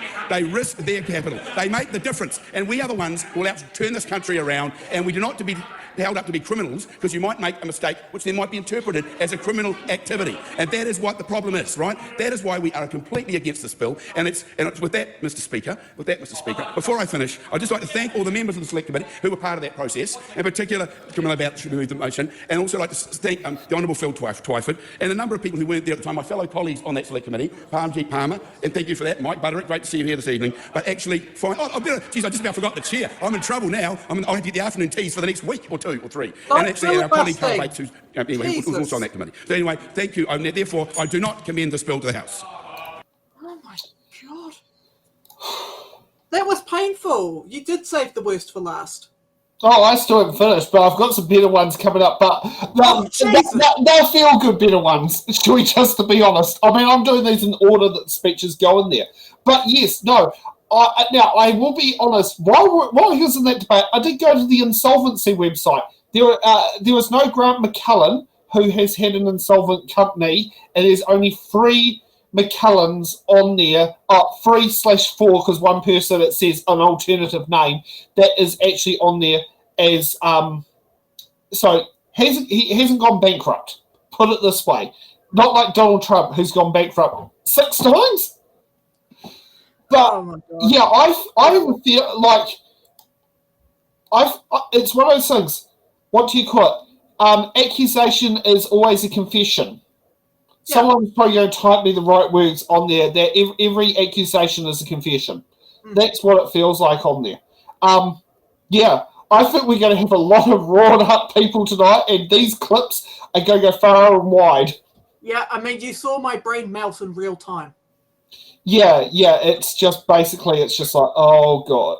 Like, we are probably seeing the very worst side of our MPs have come out in this bill. Yep. Yeah, it is. Very telling. Yeah, and I'll be honest with you, at the moment, I feel like I'm Jet Yuga. The way it's like, going through that, like Pat's very civilized on BHN. I feel like I'm Jet Yuga tonight when it comes to this bill. So let's get to some more lightweight with our favourite youngest MP. Yeah. IP Clark. Tēnā rā koe, Te Piko, tēnā rā tātou i te whare. Before I talk about the legislation, I just want to give my sincere mihi to you, Mark. Koe me tō whānau, whakaro nui ana kia koe. Our thoughts and prayers and karakia with you. I'd like to mihi to Camilla Balich for bringing this bill in. This bill, it amends the Crimes Act 1961 so that if an employer refuses to pay their workers what they are owed, it is treated as theft. I'd like to also mihi to the many kaimahi throughout the motu and throughout our country that work tirelessly throughout the motu. It is already against the law for an employer to withhold wages. However, legally defining this as theft sends a clear message to any employer wanting to exploit and rip off their employees. Refusing to pay your employee what you owe them is no different to stealing money from their pocket, and it will be treated as such under the law. It also provides a clear direction for employees that they have a right to be paid what they are due, and that right will be enforced into law. I take a short call today and on behalf of Te Pāti Māori that Te Pāti Māori fully supports this bill. It would be a win for workers' rights and undermined capitalist notions that the employer is above the laws. Being able to charge employers with theft may have some benefit, but morally this just makes sense. Nō reira, e tautoko ana a Te Pāti Māori I tēnei tere. Francisco Hernandez. Thank you, Mr. Speaker. I'd like to acknowledge the originator of this bill, Ibrahim Omer. I think he's much missed in the House, and even though I was glad that Tabitha Hall won, his absence is still noted. Just wanted to acknowledge the words of the previous speakers from National Enact. I think they're trying to create an impression, and I'd love to live in the New Zealand that they seem to think that exists, in the kind of platonic world where there's no kind of power imbalance between employers and employees. Most employers are good people. Most employers do the right thing, and this is why this bill is so important, because it's the bad employers that don't do the right thing that bring a bad name to the other ones. And by not policing hard against those employers, we're actually creating incentives for a race to the bottom. The ACT Speaker, Parmjit Parmar, said that we were trying to solve a problem that we have a solution for, but that's not really the case. In 2018, there were 20,000 cases of just migrant work exploitation. That's not even covering the broader workers. That's just migrant workers alone.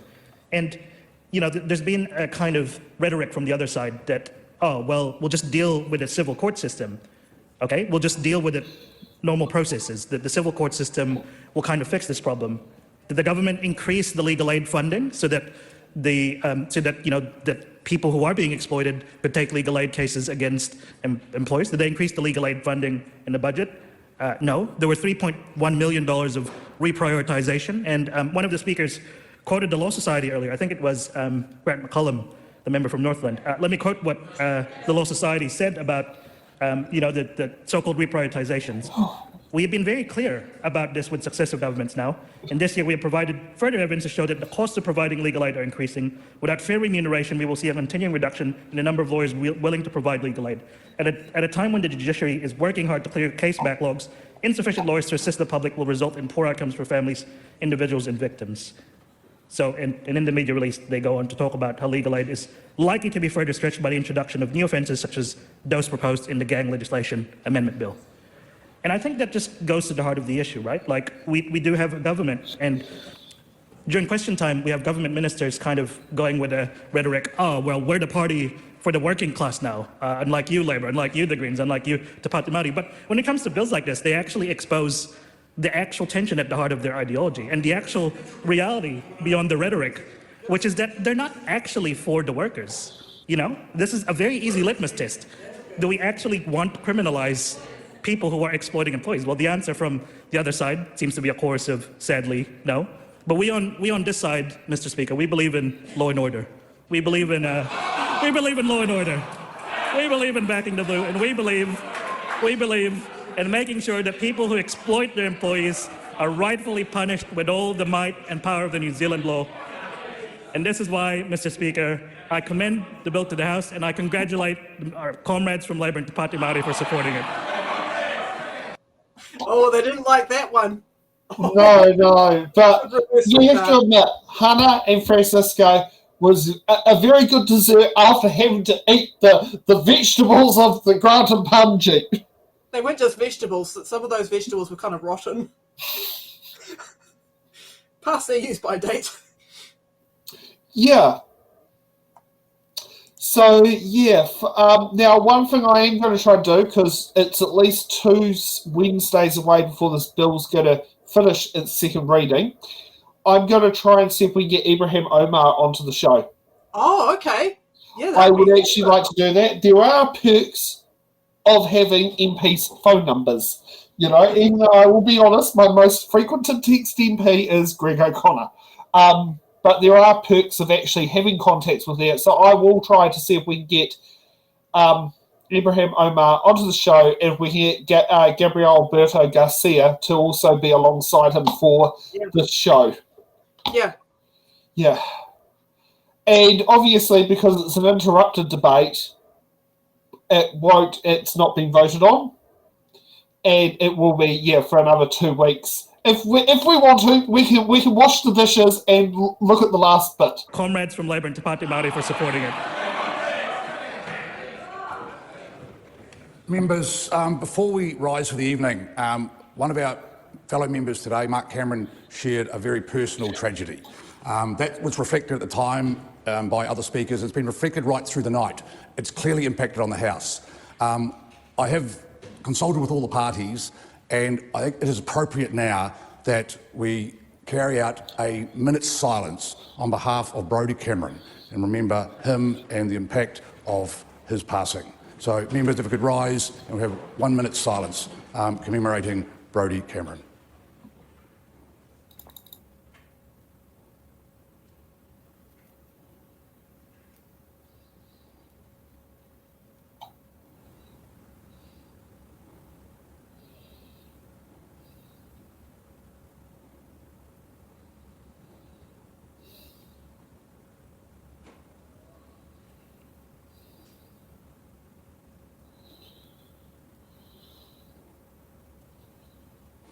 Thank you, members. All our best wishes, Mark, to you and your family. This debate is now adjourned, and the House will remain adjourned until 2 p.m. tomorrow.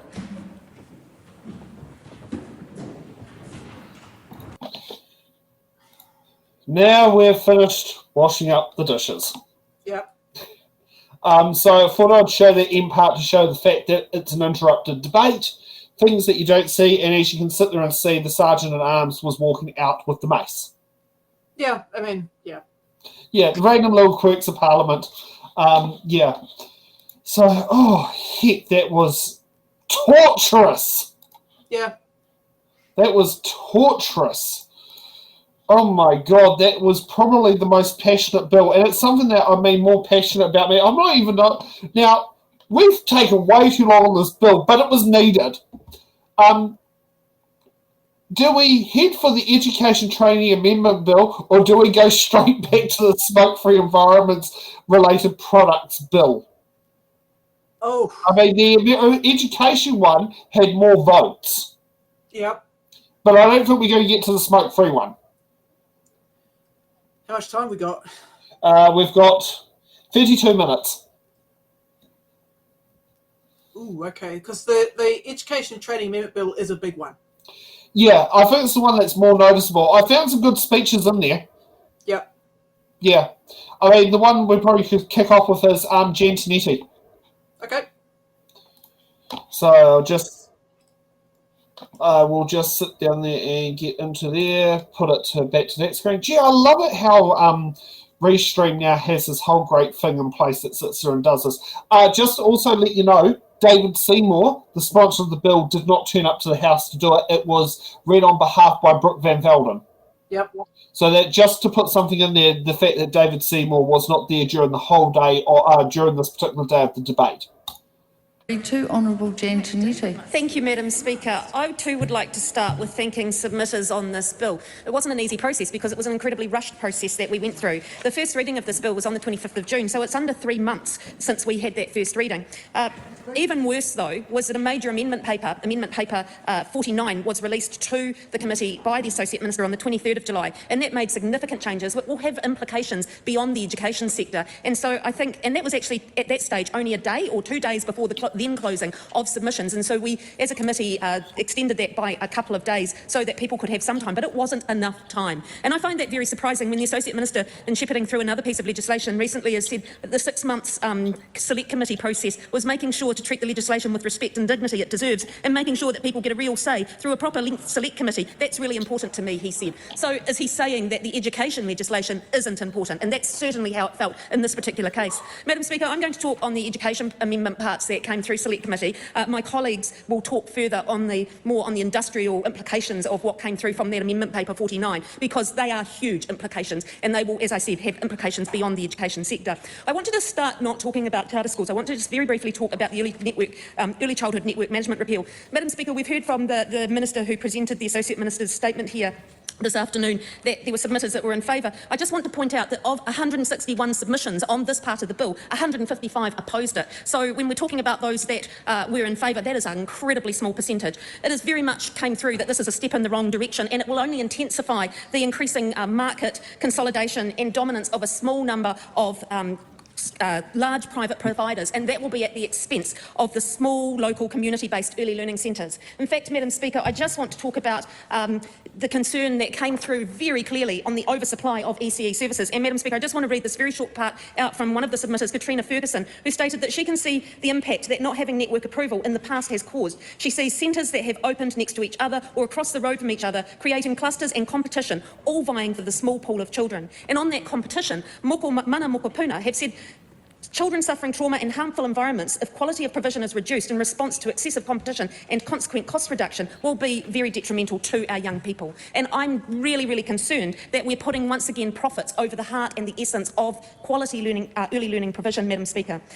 Most, as I said, most submitters were really, really concerned about that oversupply and saw network management as a way of reducing that supply, but also of a way of ensuring quality education. Madam Speaker, I now want to move to the charter schools part of this particular bill, which I see as an insidious attack on quality public education.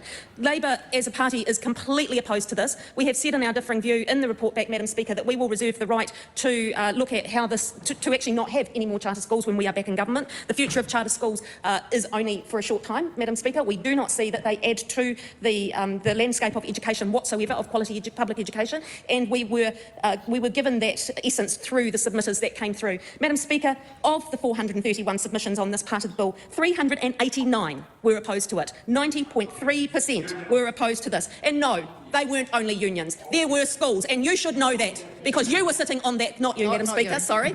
The member over there was sitting on that select committee and should know better. Madam Speaker, we even had the likes of the New Zealand School Boards Association, who said that the work that had been done so far of the authorisation board receiving applications before this process was even through was completely wrong, and I totally agree with them. We wanted to hear, we heard from submitters about the fact that we have a completely devolved education system, and that is where some of the critical and crucial elements and issues that are occurring in education happen because of that devolvement. And all this was doing, Madam Speaker, is creating a new part of the system that will not make a difference, to the education system at all, will not make a difference to the individual child. And Madam Speaker, many of our submitters presented I should say a lot of evidence and research that showed that it will not make that difference. It feels like she's on a racetrack, but hey, it's what happens when you put her on 1.5 times speed. She becomes very, very passionate.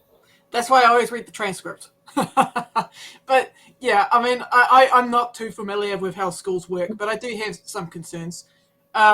Because charter schools lack the oversight that state schools have, and provide no guaranteed right of community involvement in the governance and direction of the school, unless agreed with the sponsor. And the sponsor can be a body, corporation, sole, limited partnership, institution, or related entity. This could potentially open the door to lobby interests, like lobbying groups, if they want to get a further foothold in the education sector. That charter schools really concern me. And also, like, this was brought up by another speaker later on. I think it's Camilla Bellich. Yep. Said if you were in a zone that you only had charter school as the only school you could go to in your zone, you had to go to a charter school. Hmm. That's something else that was brought as a bit of an interesting one there. Now, let's get to my favourite Te Pāti Māori MP, Te Kuta Ferris. I don't know why I like him, but I do. And I wish I was on the Māori roll, not the general roll, because I definitely know I would have happily voted for him at the election. Thank you. I call Te Kuta Ferris. Tēnā koe te pika, tēnā tātou e te whare. Tuana hau ki te tuku i ngā kōrero me ngā whakaro te Pāti Māori, ki tēnei o ngā pire e kia nei, ko te Education and Training Amendment Bill. I was fortunate enough in the last couple of days to be at Waifetu Marae, where the 40-year celebration of the Te Māori exhibition took place. And the reason I mention it is because the Te Māori exhibition was a seminal watershed moment in the development and reclamation of Māori, of their rightful place in our own country. And what the Te Māori exhibition drove forward, was Māori determination to speak for ourselves in our own country. And subsequent to that came things like kura kaupapa Māori, whare kura, kura a iwi, whare wānanga, and a whole raft of development activities within Te Iwi Māori, which has largely led to what you would consider to be the space that Māori hold today, which was not there 40 years ago. So I stand here listening in the main, and having spent 20 years in Māori education, in whare wānanga, in ITPs, and in most recently in universities. So none of this is new, none of this is revolutionary or anything like that. But the thing that really strikes me about the charter schools, the amendments to the Education and Training Amendment Bill, the thing that strikes me is you have a government who are hell-bent on standardising education, standard delivery, standardised testing, and these are all ideas that were sort of shuffled out with the last Ice Age, but they're determined to make that the pathway forward for education in Aotearoa. And in the same breath, from the same government, you've got a small pocket that want bespoke, specialised education delivery for 35 schools out of how many thousands? And so, you know, those two positions are juxtaposed. It's not really hard to see. They're juxtaposed, and it just begs the question, why? Why is it even entertained? Why is the Minister of Education, giving away $153 million that she could put in anywhere to improving the central system? Why is she giving away $153 million that she could invest in bespoke schools that already exist, like kura kaupapa Māori, whare kura, or kura a iwi? Why are they not $153 million concerned about the underachievement of young Māori in the mainstream system? Why can they not see that Māori medium education in kura kaupapa Māori, whare kura, and kura a iwi have been outperforming mainstream delivery of education to Māori for more than 30 years? I can tell you why they don't know, because they don't bother to look. The evidence is lying around everywhere. It's being championed by Te Runanga Nui o ngā kura kaupapa Māori, by the tribunal, for years and years and years, and just consistently ignored. So if they were concerned about the whānau who need better education, better access, better everything, then $153 million to Te Runanga Nui o ngā kura kaupapa Māori would be a great start. Thank you to that guy over there. It defies rational response, in any sort of ideal thinking. And this guy over here, he can keep running his mouth if he likes. There's absolutely no recognition of Te Tiriti o Waitangi or the place of education and the determination Māori have demonstrated over decades, paying for it ourselves. None of that's considered. So there you have it. I look forward to the next iteration of the select committees, and we'll see if we can get the old percentage up to 99% of people not supporting it. But I doubt that will matter either when it comes to talking in this place, because that seems to be how it works. But whatever, oh yeah, democracy, good on you, mate, you can count. Ka waiho hia e nei kōrero i konei, he tāiritanga mo te motu katoa, tēnā koe e te pika, tēnā tātou, kāre mātou e paku whakai ki tēnei pire. But that was very rawe. Very awesome. Yeah. And just seen in the comments on there, like hoping that he could be a future leader of Te Pāti Māori.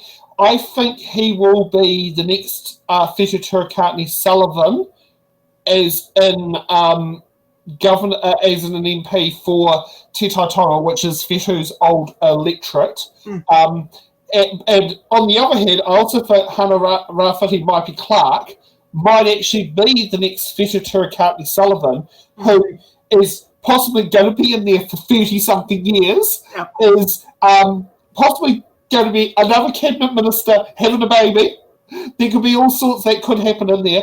And I think Hannah is going to be in there probably as long as Manaia Mahuta was in the same seat that now Hannah holds that was previously Manaia Mahuta's seat. So I think it's going to be in there. And like Whetu, when she retired from Parliament in 1996, well, voted out, she was the second longest serving MP in New Zealand history, alongside her being Jonathan Hunt, MP for New Lynn, who had been in the seat since 1960, I think it might have been 1960 or 1963 election. Gee. And Jonathan Hunt was nicknamed the Minister for Wine and Cheese. Yeah. Yeah, he was in there for a long time. Actually, putting on that part, as some of you know that I have a 96-year-old grandmother. Well, Grandma does have a 95-year-old sister who's alive as well. And Auntie Gwen actually lives in New Lynn and has been in the New Lynn electorate. Auntie Gwen's kids would have been children when Jonathan Hunt first got elected to Parliament. Oh, yep.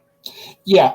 Auntie Gwen's children are between my Uncle Richard's age and my dad's age.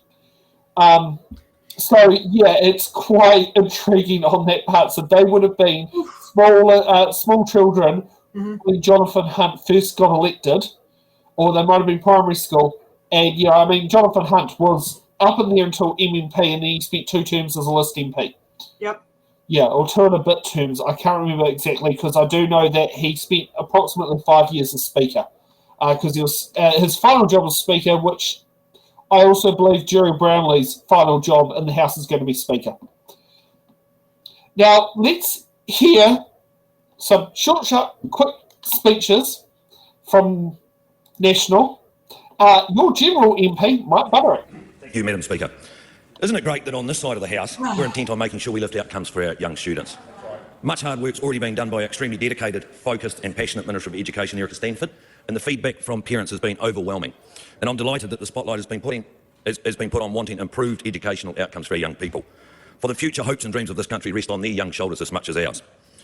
This bill, in the name of the Honourable David Seymour, allows for the introduction of charter schools.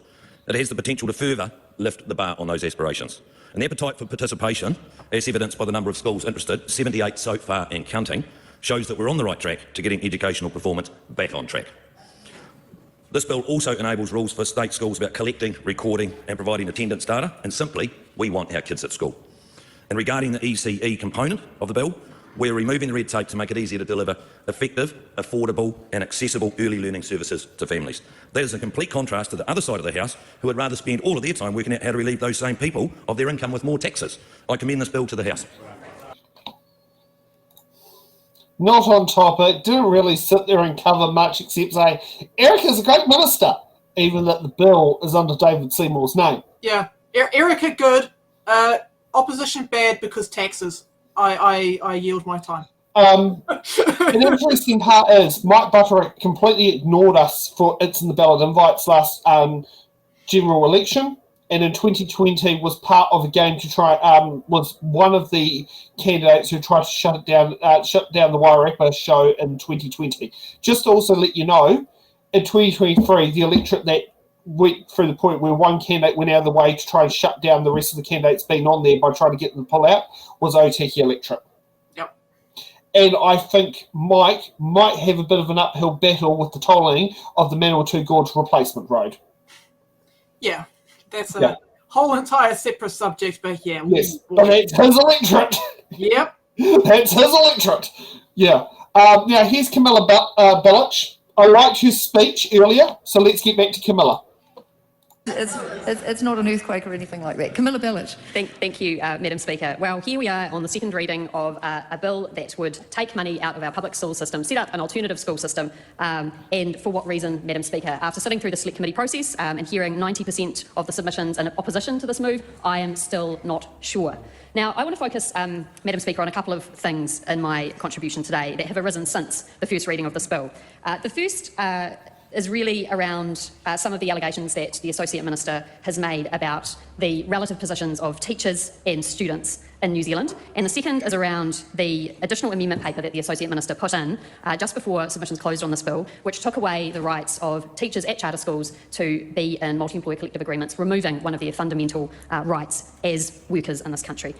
So first of all, I wanted to address the Associate Minister. And Madam Speaker, I am noting, and with disappointment, that I'm not able to address this to the Minister in person today. I know it's a convention that we don't refer to absence of members in the House, but I do note also Speaker's ruling 29.1 that suggests that when the matter is of sufficient importance, it overrides the convention of mentioning that one person is absent. So I'm relying on that today to say that the Associate Minister in this particular case needed to be here in the House to hear what submitters on this bill said. And it is with great disappointment that he is not here to listen to it, because 90% of the submissions were opposed to this bill.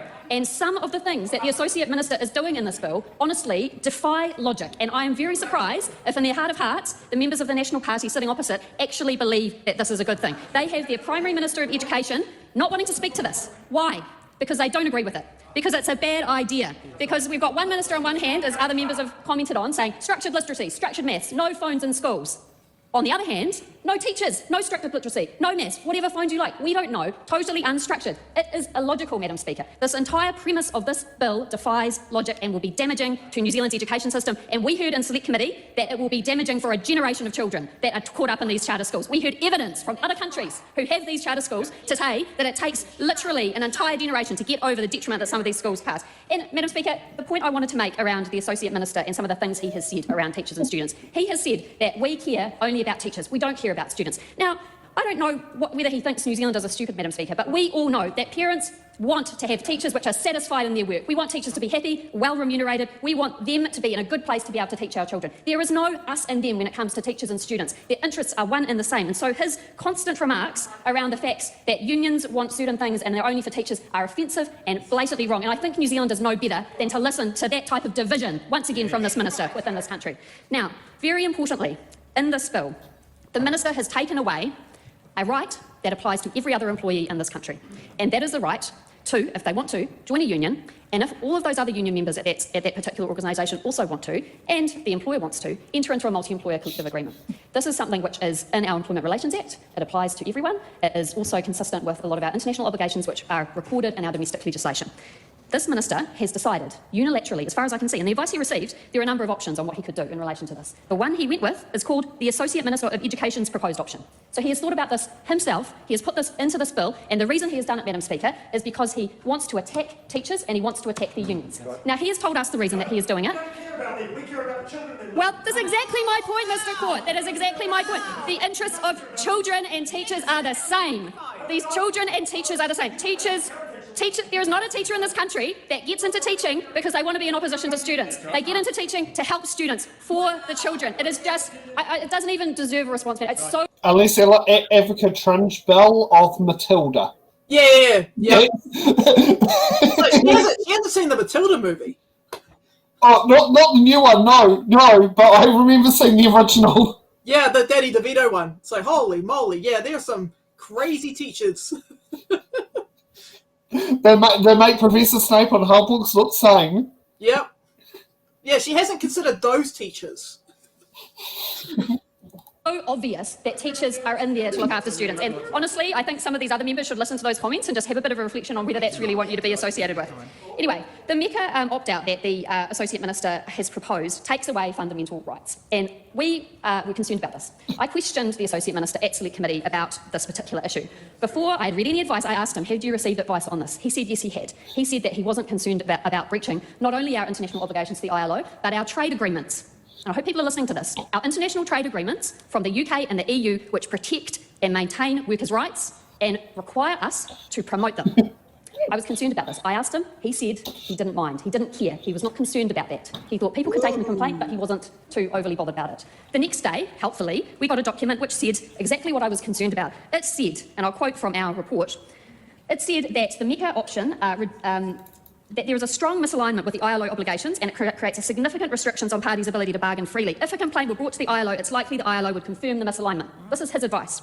It also said in relation to trade agreements, the European Union, EU and UK trade agreements require respect, promote and realise the fundamental rights at work and in the ILO fundamental conventions. In light of the above assessment, it follows the option is also likely to breach some of our binding FTA obligations.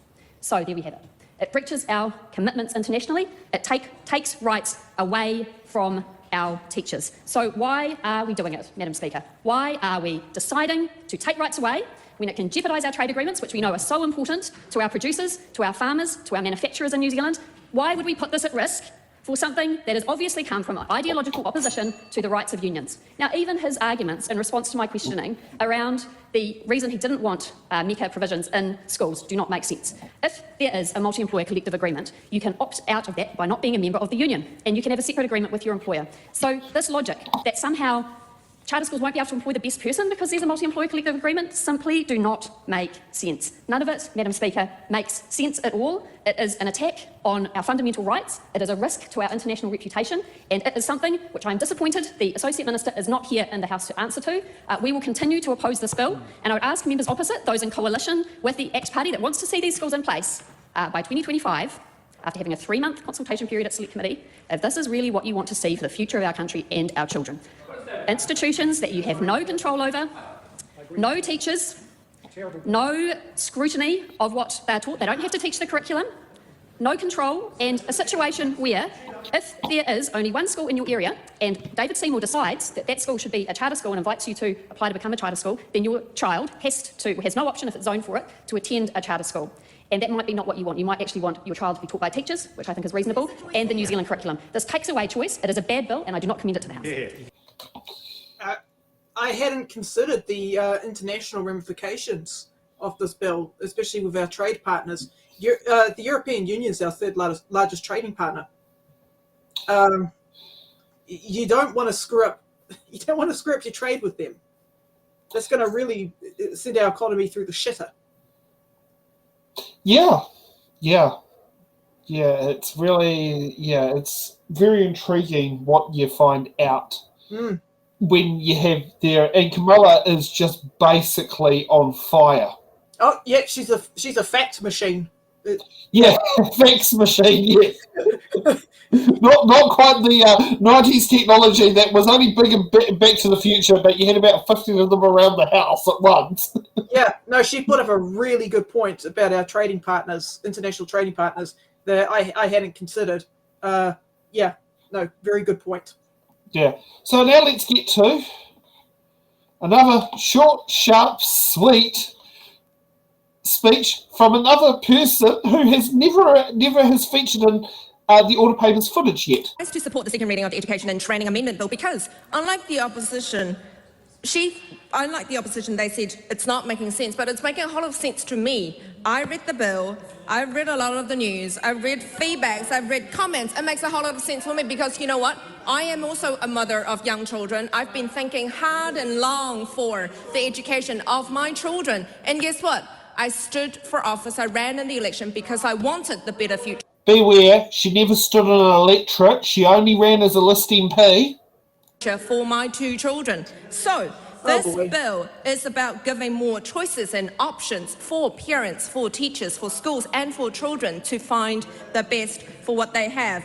And as a young mother of 2 children who are going through ECE at the moment, I have to say I am so pleased to hear, particularly from the first speaker of this bill, the decision to be made by the people who invest, who take risk. Decisions for parents of the young children who send their children to ECE. It is not for bureaucracies to make those decisions. That is exactly the principle behind setting up charter schools. It is for parents to choose what suits them the best. For that, I commend this bill to the House. Just as those who want to know a little bit about ECE, ECE schools do not have zones. You do not have to go to the nearest school in the area you live.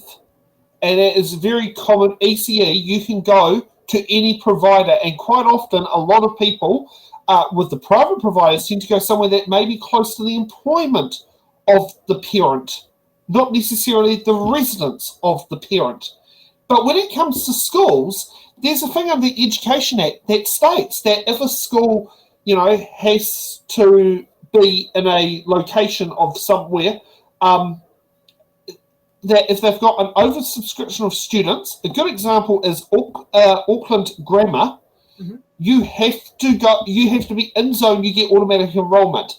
it might be the closest school to your work, but if you live in a different area and it's not in the same zone, you cannot you cannot just automatically get into that school.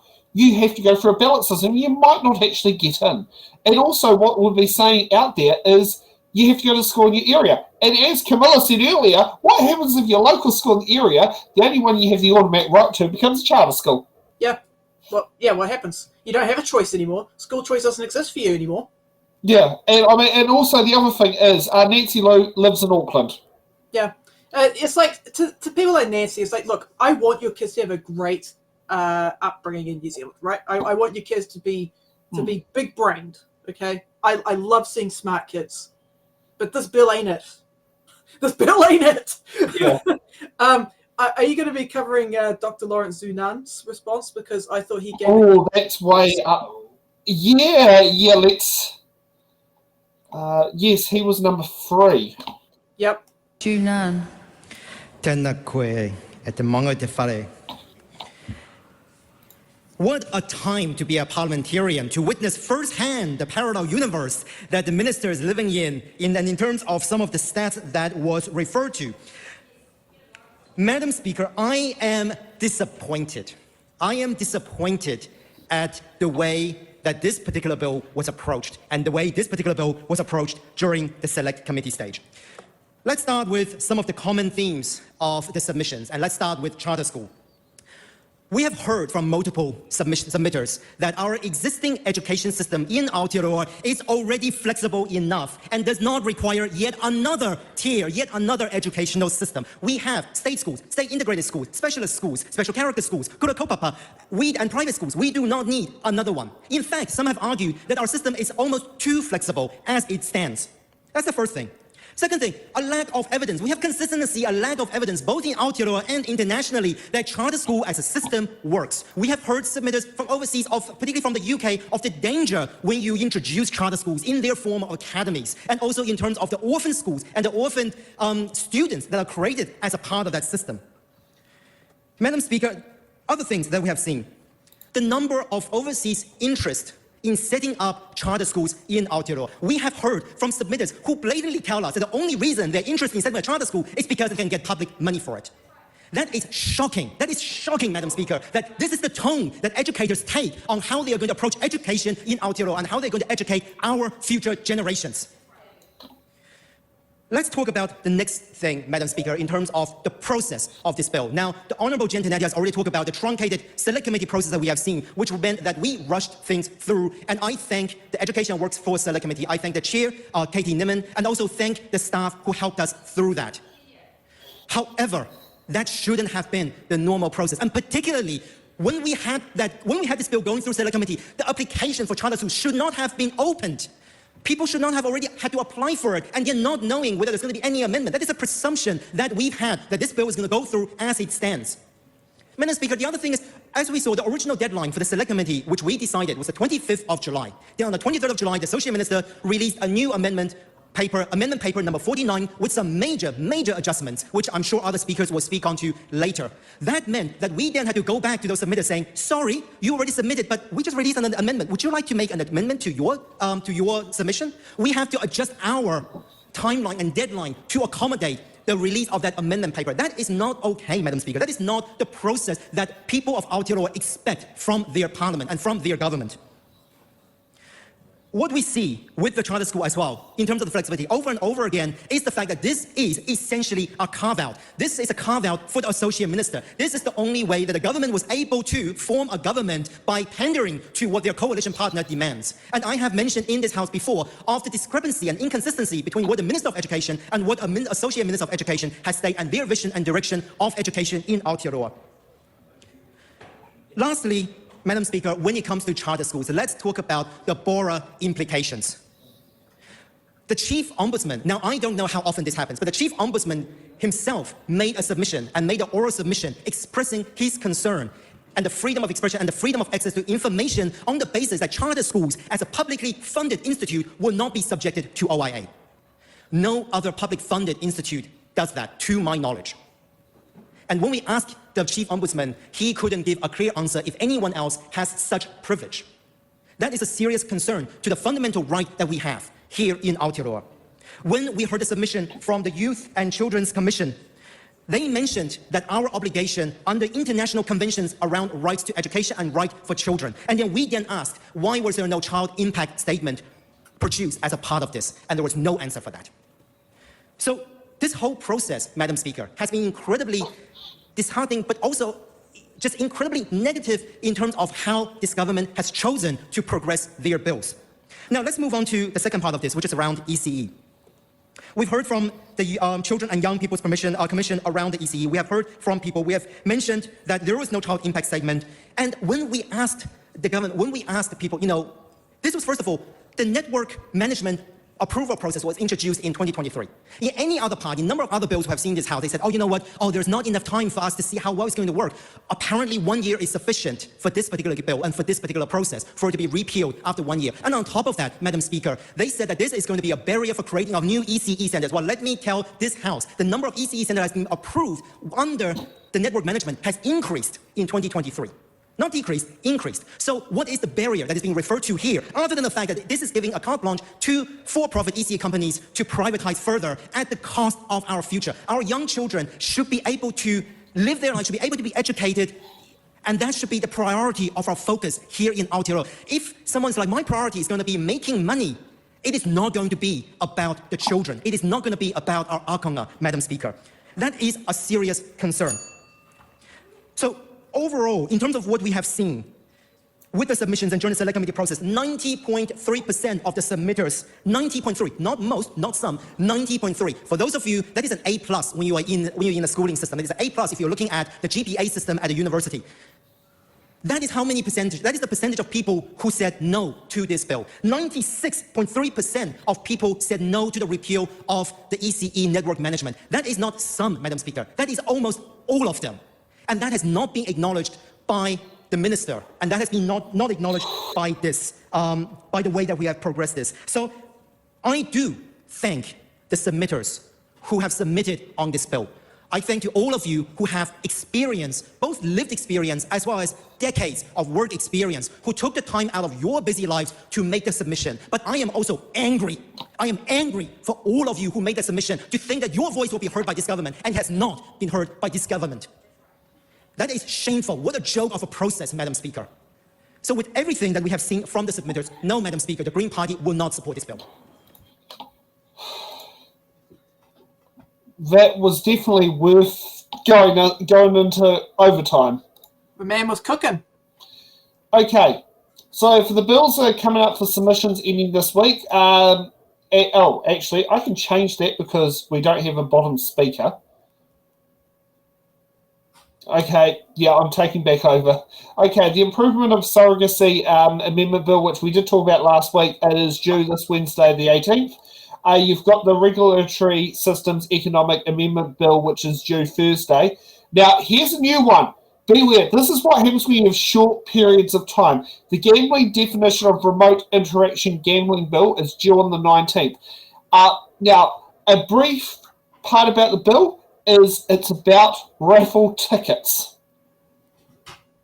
So currently, so there's been a temporary law passed during COVID which allows you to sell raffle tickets remotely due to the pandemic. This is to turn this temporary law into a permanent law. Previously, before 2020, you had to, in order to buy a raffle ticket, you had to actually buy it in person, which is called a class-free gambling, which is I would support this bill, and this one did actually go through there. So yeah, if you want to, you can have Brooke Van Velden's truncated. You've got 6 days to submit process, and scan the QR code, go through, put in your bill, and say you want to support the ability for the local school or the local guild guides to sell raffle tickets remotely. And I'll be honest, I remember as being the supplier of prizes to one raffle, and we went into the middle of a level 4 lockdown in the middle of it. But I do remember buying a raffle ticket for the same raffle and having to sit down there and do it all remotely, and it was quite a good process. So that is something, that is a bill I actually recommend supporting. Oh yeah, it's great for charities too. Yeah. It also means you can sit there and sell raffle tickets on websites as well. So it is definitely a lot of improvement on there. And as you can probably see on there, Stacey is definitely putting the links into the that will appear on the chats as we speak. So you can sit down there and click on them directly. Far out. That was a very emotional Order Paper show. I think it's probably where I've got probably the most literally felt very personally invested in show that I've done. Normally I can sit one step back and just gloss over it. This one I couldn't. Being the crime theft wage amendment. That one there. Very important to cover that one. Yeah, and I'm actually glad it was covered, and we're going to cover the second part of it in full on the show as well. Yeah. How have you found tonight, Laura? Apart from losing some brain cells, pretty good. Grant McCullen? Pamjeet Palmer? Yeah. Yeah. Yep, no surprises there. So, yes. Oh, well, since we're 4 minutes in overtime, I think we better give it a crack up for our post-show chat. So, we'll see everyone back here at, what's it called? 8 p.m. next Sunday. God, I'm losing the brain cells as well. And we will also post on our social media. I will also get KiwiSkit to post on the Discord servers that she has access to about letter templates on how we can sit and do it. I do recommend using Mail Merge to independently send the emails to the candidates, not to the candidates, to the MPs, to personal, so it appears to them as a personalised email, even that you're bulk sending it out. And that is one of the tools we've learnt with Mail Merge. Is it's great deal with dealing with candidates because you need to see them all. They fit to get a personalised email, but it's all done in one click. So we'll see you next Sunday here on the Order Paper.